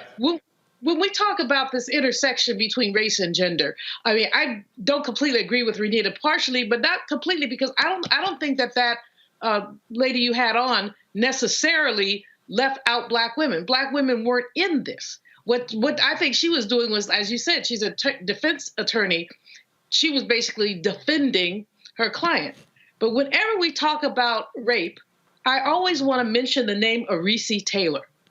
Oprah mentioned her, and I think in Academy Awards, and others have mentioned her. This is a black woman who was abducted by 7 white men in a tribe. Might have been 6. Y'all know sometimes I exaggerate. It's either 6 or 7 white men in a car. They took her, they brutalized her, they raped her so bad she could not have children anymore. And then the white boys said she wanted to go with them. Right.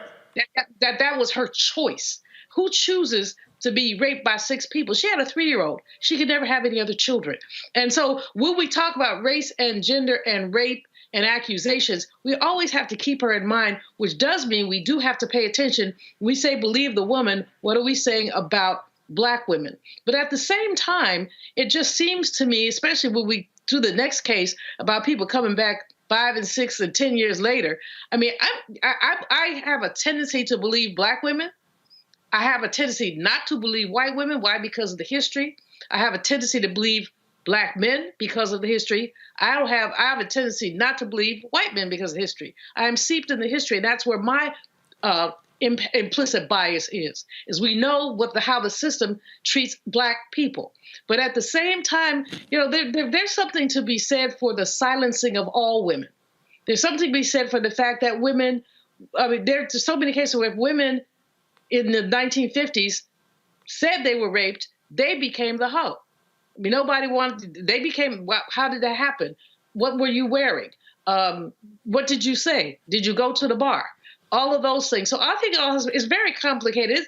I don't have a straight line on this. I have a straight line clearly on Adam Foss. This is the craziest thing I've ever heard. You stalked a man for a couple of years, you sent him naked pictures and whatever else, and then he raped you? I don't think so. So I mean, in his case, I do it. So many of these other cases, Roland, as I've gotten older, I would say, I have more mixed feelings. I mean, 20 years ago, I'd be like, yeah, believe the woman. Now I'm like, we have to pay more attention to the nuances. The Justin Fairfax case, that was such a tragedy. That young brother had so much promise and potential. And these two sisters, one of them who, never mind, not the professor, the other one, there was a lot of evidence that she was kind of a little cray-cray. The sister who was a professor in California, less so. But there was countervailing something, but it wasn't evidence because nobody ever went to court. But the brother ended up, he was a shoo-in to be governor when whoever the guy was, the one with the blackface, I forgot his name. Right. He was going to likely step down. Mm-hmm. Yeah. And then this comes up, and so one wonders about that. That's probably the biggest thing that probably still, and I was actually saying this even when that happened, that what confused me immensely during that whole deal with Justin Fairfax was two black female DAs saying, we will absolutely investigate if a complaint is filed. No complaint was ever filed. Yet, both women said they would participate in an impeachment inquiry that the Republicans wanted to have against Fairfax. And I said, I'm confused. If you're seeking justice, why would you not file a criminal complaint? But you would participate in an impeachment inquiry. That was my, and again, that wasn't me. Let me be very clear. Justin Fairfax is an alpha. He's in the same Boulay chapter. It wasn't taken aside. I was just confused by that because I would think that if you're a black woman and then you go public, that you absolutely will want a black female prosecutor, someone to investigate your case. I to this day, I still don't understand why a criminal complaint was never filed by either woman with a black female DA in both locations. Roland, more than likely there was not criminal activity. Hold on, one second. Can't have both at the same time. Julian, then Renita. Okay. Yeah. More than likely there was no criminal activity. One of the things that one of my insiders in Virginia said to me is that look at what the difference will be between Justin as governor and that guy who's governor now. It was Ralph Northam, who was the then governor, and then, of course, when the election came around, Terry McAuliffe ran on the Democratic side, and then, of course, Youngkin won as a Republican. But here's the issue, Roland. When you look at some of the things that were pending, there was a pipeline issue. There was a pipeline issue that Justin did not support and Northam supported. Got it. And one wonders what the oil and gas money was doing behind the scenes. That's all. Renita, go ahead. Yeah, I want to make clear a few things. My comments are not in reference specifically about Justin Fairfax, Majors, or Foss. I'm saying take all of those cases aside and the specifics of it. What I'm saying, number one, to what you just said, Roland, about why people wouldn't file criminal complaints, more and more survivors of sexual assault are saying they don't file complaints because all that happens is the police drag you in, go through your whole sexual history. Next thing you know, you're in court, and it's really just embarrassing and re-traumatizing for you. So a lot of people don't file criminal complaints. But Renita, I wasn't speaking in general. Right. Here's what I was still confused by. How could someone say, I'm not going to file a criminal complaint, but I'll participate in an impeachment inquiry? That's what. Well, that's what I just explained to you, is that a lot of times these cases can take, a lot of times these cases can take years to go to court. And so you're rehashing the trauma over and over. So what I'm saying is. But that's what would have happened. One second. That's what would have happened in an impeachment inquiry. And guess what? And guess what? There never was an impeachment inquiry. There never was. Right. So, one second, hold up. I'm gonna finish this point. Again, if I go public and I'm seeking justice, again, I don't file a criminal complaint with two black female DAs, but I do say I participate in an impeachment inquiry. Am I not rehashing rehashing what I say took place. And one is a much shorter time frame, and maybe I don't know a lot. One never happened. What I'm saying is impeachment inquiry. Hold up, Julian. Hold up, Julian. Impeachment inquiry is probably a shorter timeline. It didn't happen. What happens it didn't happen, but what I'm saying is when those do happen, they usually happen in the Senate, and they usually are a much more defined time frame. So what I'm saying is that victims have a lot of different reasons why they will or will not report to police. But the comment I really want to make Hold up. I want to finish that before you go to your comment. So if the impeachment inquiry never happened, granted, you never filed a criminal complaint. So you're not going to, because that's a big, long process to go through the courts. I'm telling you, a lot of people are making that decision nowadays. And we saw bills in the Georgia General Assembly having to do with sexual assault that when they required people to file a complaint, a lot of people, including myself, had pushback for that because the process has not been worked out for how to deal with people who have had something happen to them. Right here in New York, in the Adam Foss case, the woman filed a complaint. First of all, she wrote a piece in November 2020, but it was finished 3 years later. November 2023 with an actual trial. The complaints against Justin Fairfax took place more than 5 years ago, and nothing has been. Again, I understand about the whole deal about what takes time.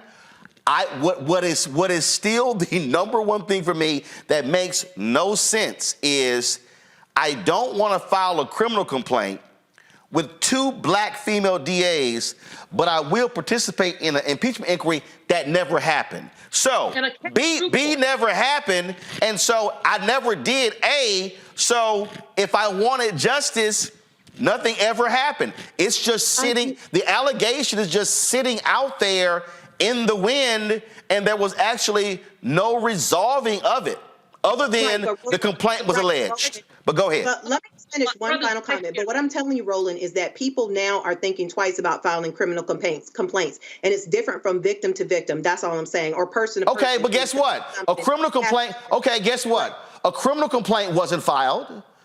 They said to participate in the impeachment inquiry, and a civil lawsuit was never filed. Come on. Right. And like I said, people are rethinking how they want to go about these things when they say that they have been assaulted. And in the case of Justin Fairfax, the only thing that one wanted to achieve was solely making the allegation. I don't know what's what. But that's why I'm not speaking broadly. I'm not speaking broadly. That's why when I look at case by case, when I look at this whole deal here, and the reason I had Priya on, when I read the Adam Foss case, what made no sense to me is, okay, you say you were raped. He says it was consensual. Then we find out that she literally was sending text messages and emails after the fact, okay? And so I'm sitting here going, how can a prosecutor pursue a guilty verdict against somebody when you literally have evidence of the woman making the accusation still trying to get with the brother? How was that actually rape? And so I still believe, because here's the deal, I do believe in innocent until proven guilty. I do believe in listening to look, I got 9 nieces. I believe in listening to a woman. I believe in hearing her out. I believe in believing her, but also there has to be investigations. I think, and the reason I'm bringing up Fairfax, that is a perfect example of it was an accusation, there was no investigation, there was no criminal complaint, there was no civil lawsuit, and the end result was accusation. He never runs. He ran, but got blown out, and now that is forever out there, and it didn't get resolved either way. It's just sitting out there, and that is still confusing to me. And I would think if I got two black female prosecutors, and again I got 2. Let me just make one comment, because we're saying the same thing. No, actually we're not. But go ahead. No, we are, because the part where you said that if somebody says that they've been assaulted, it needs to be investigated. That is the same thing as believe women, believe them enough to at least do an investigation. And so everything you brought up with Foss, Fairfax, and all of them, I am not involved in those cases. I do not know a lot of details about those cases. I'm just giving you potential reasons of why people may have done what they have done. I am not saying that what they did was correct. What I am saying is that when Priya is saying that this theory of believe women is bad, what I'm saying is that for Black women, because this is a show for Black viewers, for Black women, what they need to understand is when she is demonizing to believe women, all people are saying is, and particularly for Black women, what that means is if you say you've been assaulted, there will just at least be an investigation and will be taken seriously. Prior to Me Too and people saying believe women, Black women were saying they were assaulted and there was not even an investigation. It was just like people were like, you're just a lie until you can prove it. And that's all I'm saying. But there also are Black men watching who also right. And again, that's what Priya said. Do an investigation, and her problem was she called it a faulty investigation by the New York DA's office. And look what happened. He was acquitted. Julian, final comment, and then Makongo, you'll close us out, and I got to go to my final guest.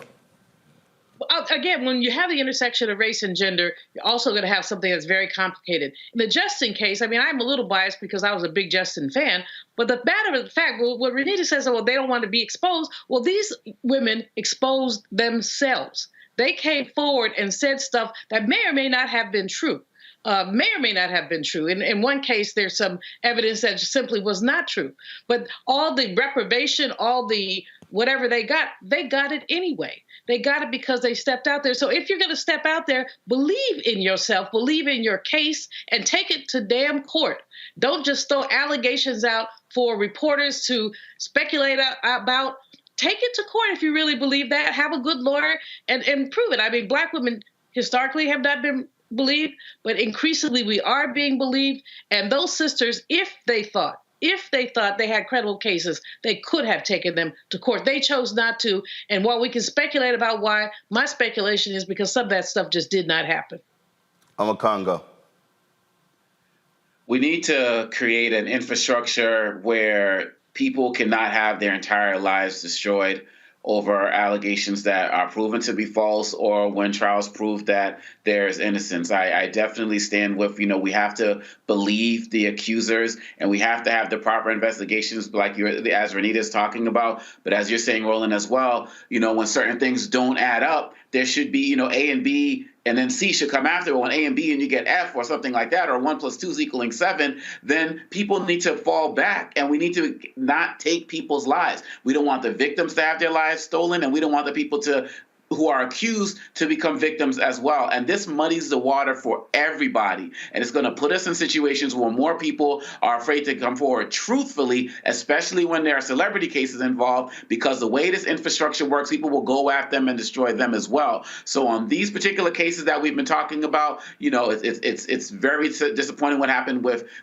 Justin, what happened with Foss. We'll see what happens with the Majors case, even though there's some, shadiness that's going on right there. But it makes it harder for people to come forward who are really abused, and it makes it harder for people to prove themselves innocent when we have an infrastructure, media, social media, that's ready to try them. And that's an infrastructure that we have to change. And I got questions. I don't understand in the Majors case how the DA's office can pursue assault charges against him based upon him being arrested by the NYPD, but then the NYPD arresting his accuser, then the prosecutors choosing not to, prosecutor dropping those charges against her, probably because they need her to testify against him.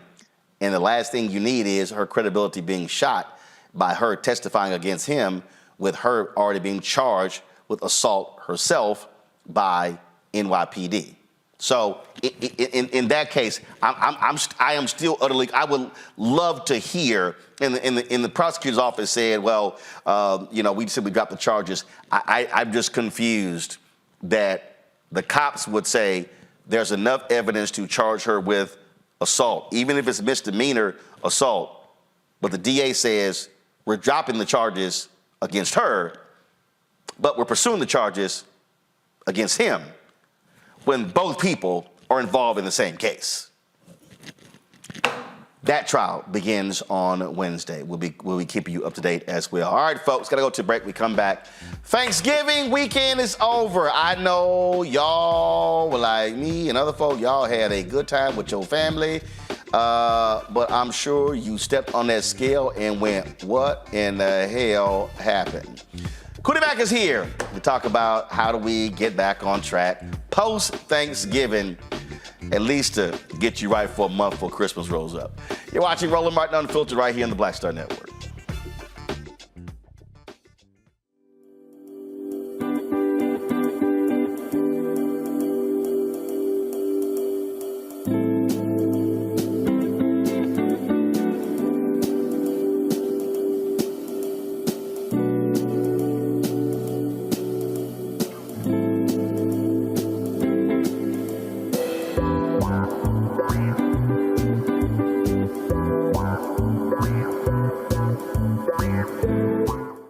About blackness and what happens in black culture. We're about covering these things that matter to us, speaking to our issues and concerns. This is a genuine people-powered movement. There's a lot of stuff that we're not getting. You get it, and you spread the word. We wish to plead our own cause. Too long have others spoken for us. We cannot tell our own story if we can't pay for it. This is about covering us. Invest in black-owned media. Your dollars matter. We don't have to keep asking them to cover our stuff. So please support us in what we do, folks. We want to hit 2,000 people, $50 this month, raise $100,000. We're behind 100,000, so we want to hit that. Y'all money makes this possible. Checks and money orders go to P.O. Box 57196, Washington, D.C. 20037-0196. The Cash App is $RM Unfiltered. PayPal is R Martin Unfiltered.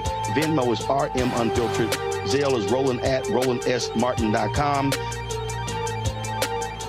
Hatred on the streets, a horrific scene, a white nationalist rally that descended into deadly violence. White people are losing their damn minds. An angry pro-Trump mob storms the U.S. Capitol. We've seen shooting. We're about to see the rise of what I call white minority resistance.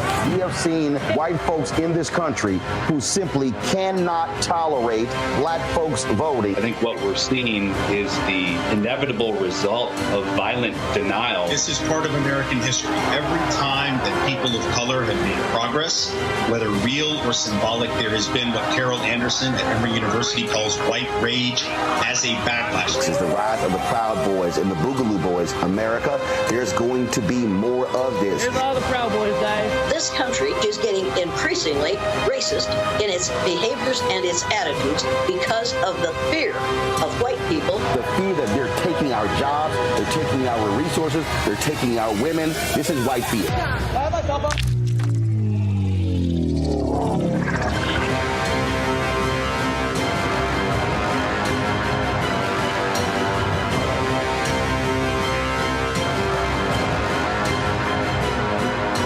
Hi, I'm Dr. Jackie Hood Martin, and I have a question for you. Ever feel as if your life is teetering and the weight and pressure of the world is consistently on your shoulders? Well, let me tell you, living a balanced life isn't easy. Join me each Tuesday on Black Star Network for A Balanced Life with Dr. Jackie.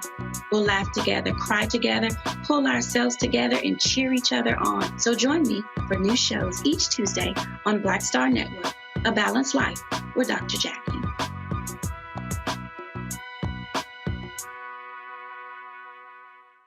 Bruce Smith, creator and executive producer of The Proud Family, Louder and Prouder, and you're watching Roland Martin Unfiltered.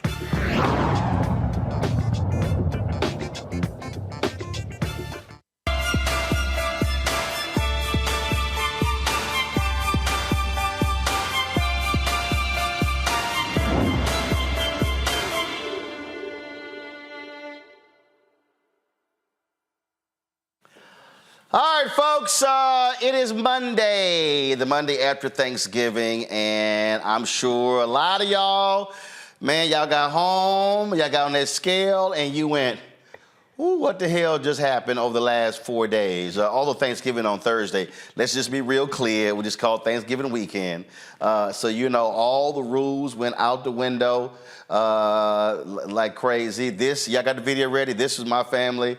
We were at my sister's house, and it was food galore. Lord have mercy. The kitchen was jam-packed, and of course, y'all know how it is. You got leftovers on Friday, Saturday, and you close it out on Sunday.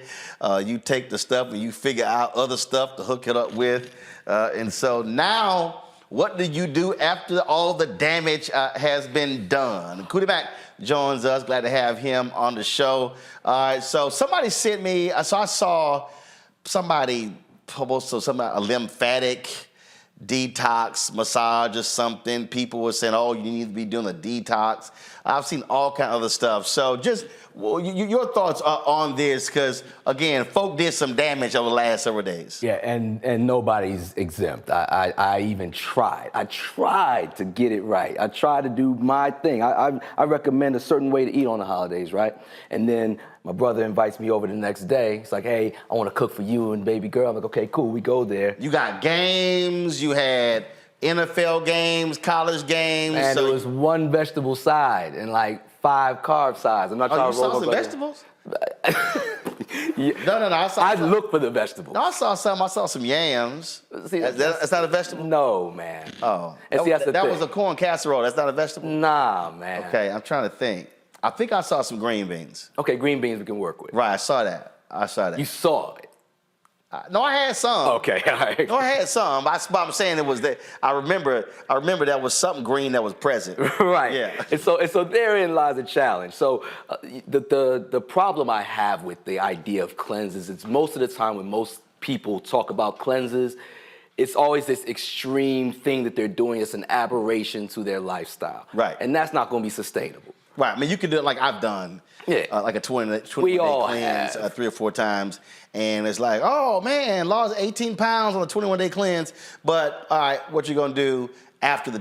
Eat a French fry and all of a sudden it all comes back. Right. So what I really advocate is eating on program. What I call on program, any food that will take you towards your fitness goal is on program. So depending on your situation, some foods may be different for others, depending on where you are. If you're maintaining versus trying to actually lose weight. Gotcha. And if you're actually trying to lose weight, then you got to change something. Now, again, I get it. It's the holidays. You just mentioned. You've got Thanksgiving. You've got the whole weekend that comes you about after. to have Christmas parties coming up. Oh, my goodness. You about to have all New Year's. Right. Somebody's birthday is just going to fall in there anyway. So all these things are going to happen. So what you've got to figure out is how to navigate these things intelligently as opposed to just trying to do these abrupt, I'm going to just eat how I feel like eating and then slamming out of it. Right. So what you want to do, obviously, you want to eat more fruits and vegetables.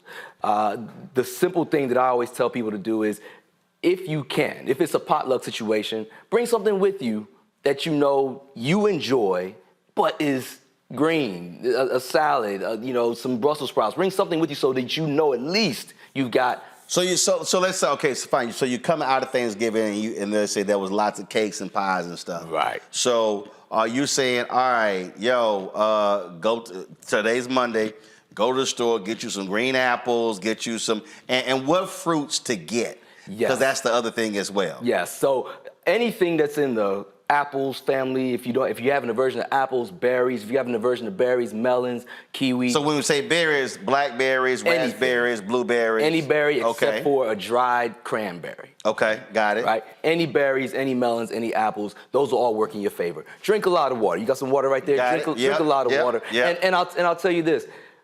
We eat at these special occasions like there are special occasions that will never occur again. We just literally named, including Thanksgiving. It's gonna happen again. It's gonna happen. First of all, Thanksgiving in November, Christmas in December. You know what's gonna happen with King Holiday in the middle of January. New 2 weeks Year. later, it's gonna be Super Bowl. It's gonna be all that. It's always gonna be something. So when you think about it from that perspective, but the thing is, a lot of us eat like it's a special occasion when it's not a special occasion. We feast, we go to restaurants, we do all these things when it's not a special occasion. So what you want to do is you want to make at least half of your plate fruits, vegetables, preferably raw. So like salad and some fruit, whatever those options are. You want to make a quarter of your plate cooked vegetables. Okay. And then that last quarter of your plate, have at it. Put whatever. Now, how it is many? you- Okay, so how many? So my man Terry Starks, he's a firm believer is you eat 5 times a day, but in terms of much smaller meals. Because what he says is that he says, look, when you're eating 5 meals a day, and again you're regulating.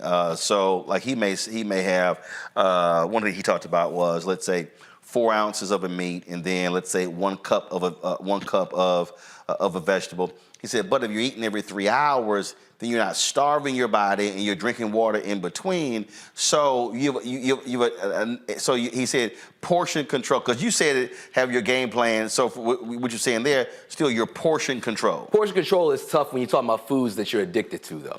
Yeah, so I had the portion control straight on Thanksgiving, except that table where my mama's pineapple cream cheesecake was. Exactly. Then it all goes out the window. There was no portion control. There is no portion control. Whenever that cake is involved. There is no such thing as portion control when it comes to addiction. So what I always tell people is, but if you know you're going to go to this special event, you know you're going to go to this dinner, grab an apple or something on your way there.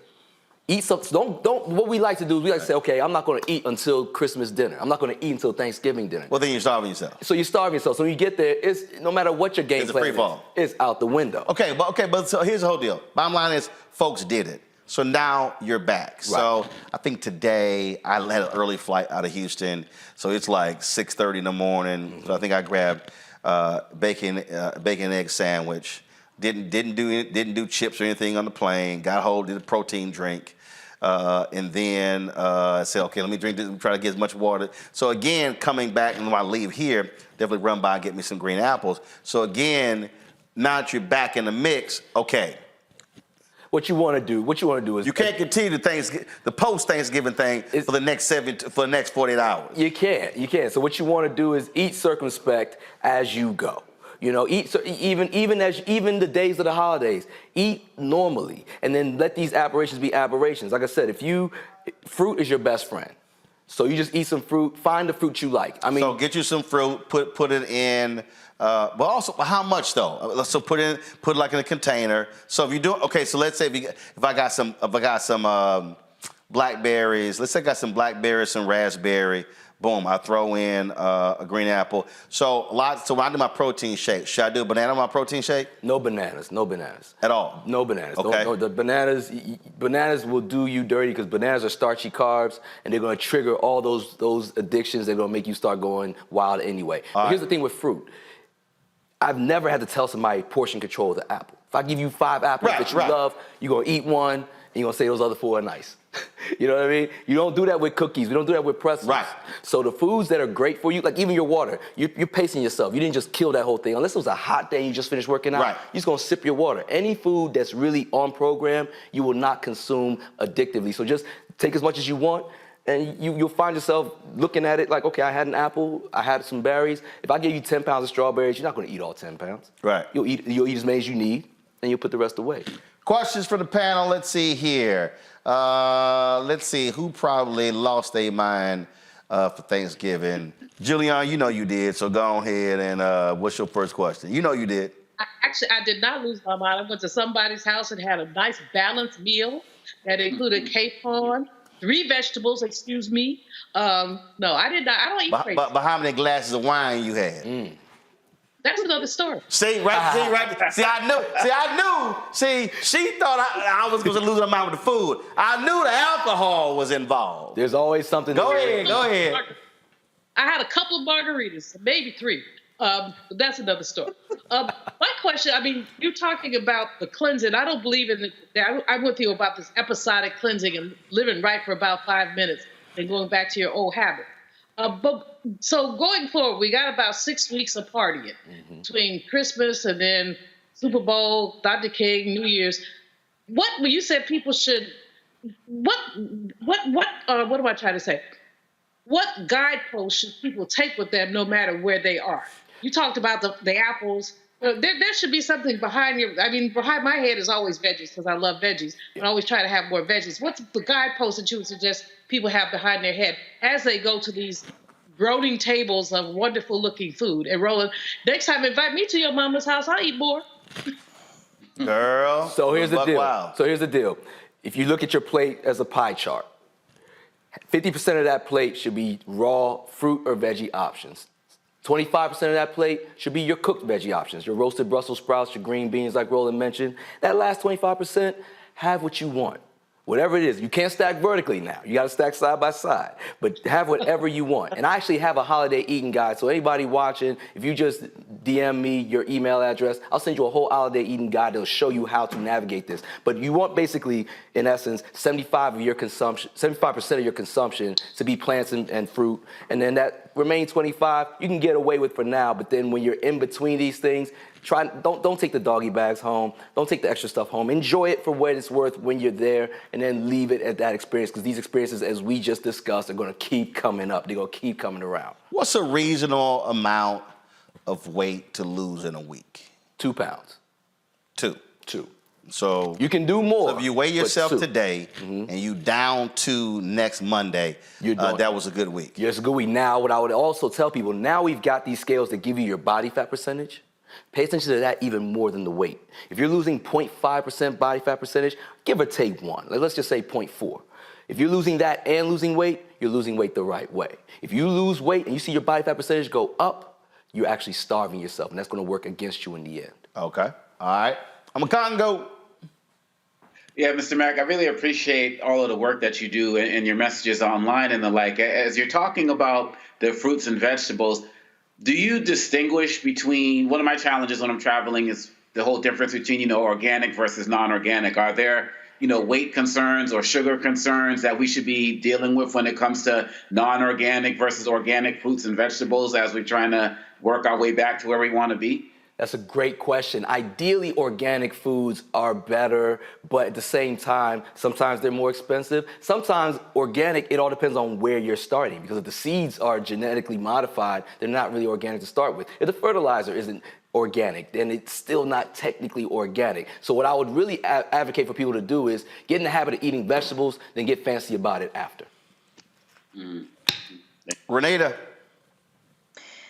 Thanks for being on. This is very helpful information you're giving us. So my question is, a lot of times when we know we're going to have a huge meal, family meal, whether it's Thanksgiving or Christmas, a lot of times people's strategy can be, I'm not going to eat anything all day because I know I'm going to have a huge Thanksgiving or Christmas dinner. Boom! You just made a mistake. That was my question. Do you think that is a good idea, or should people eat small meals so that you don't eat that much when you get to Thanksgiving or dinner? Just talking about this one day, not every day, but just Thanksgiving.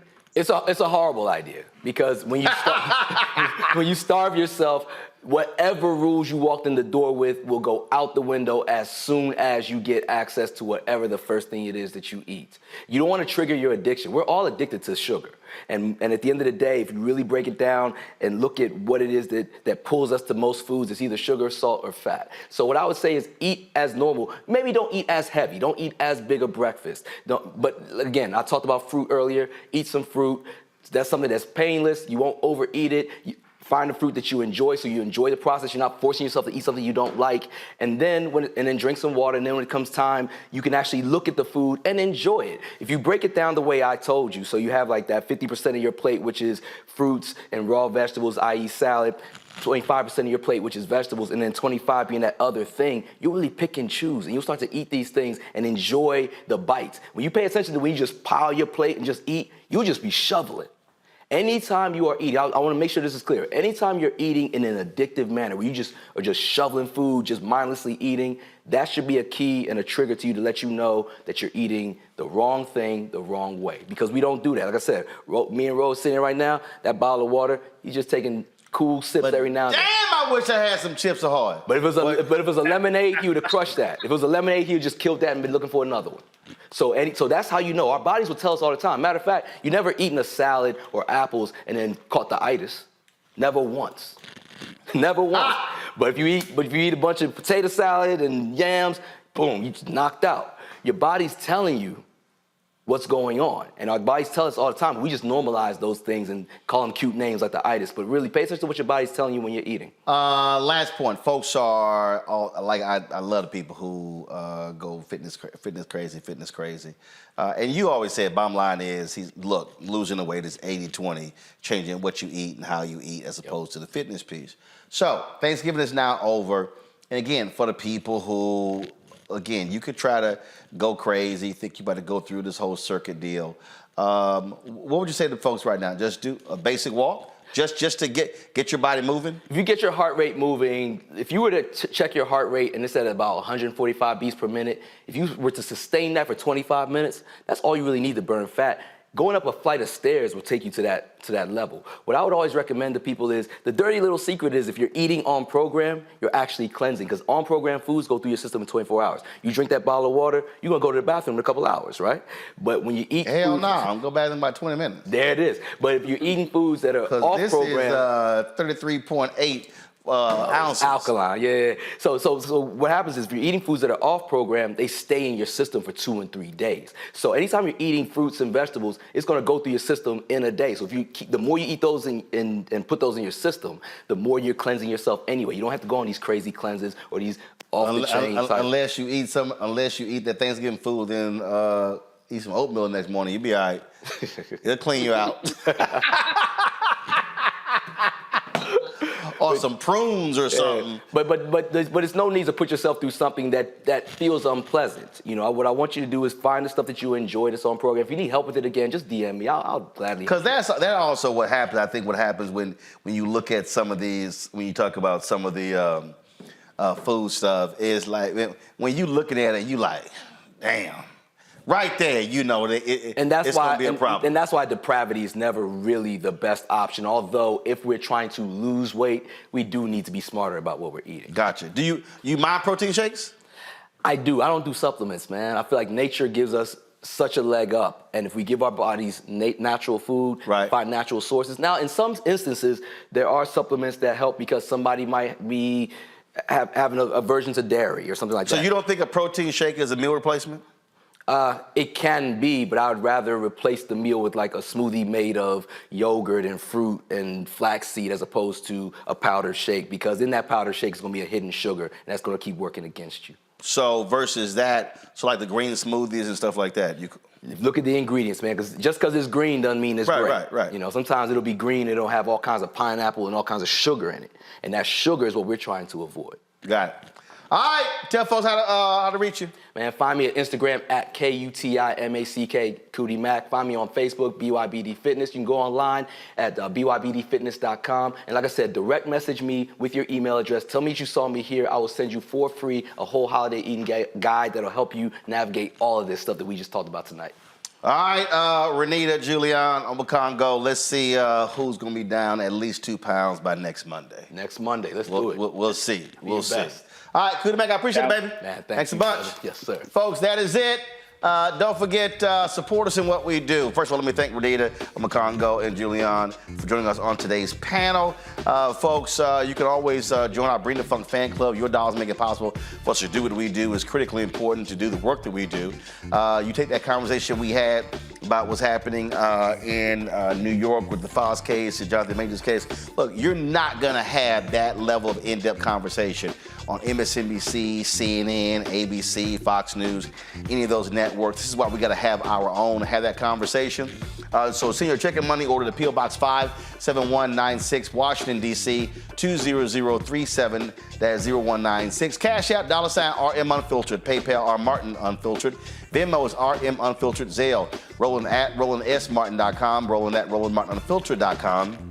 You, of course, can also download the Black Star Network app, Apple phone, Android phone, Apple TV, Android TV, Roku, Amazon Fire TV, Xbox One, Samsung Smart TV.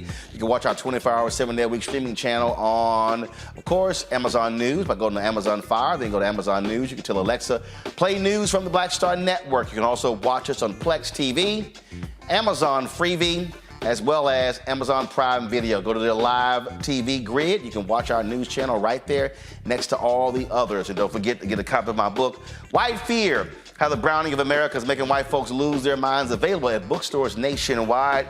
And you see these commercials running for Le Mans Kitchen, the seasoning.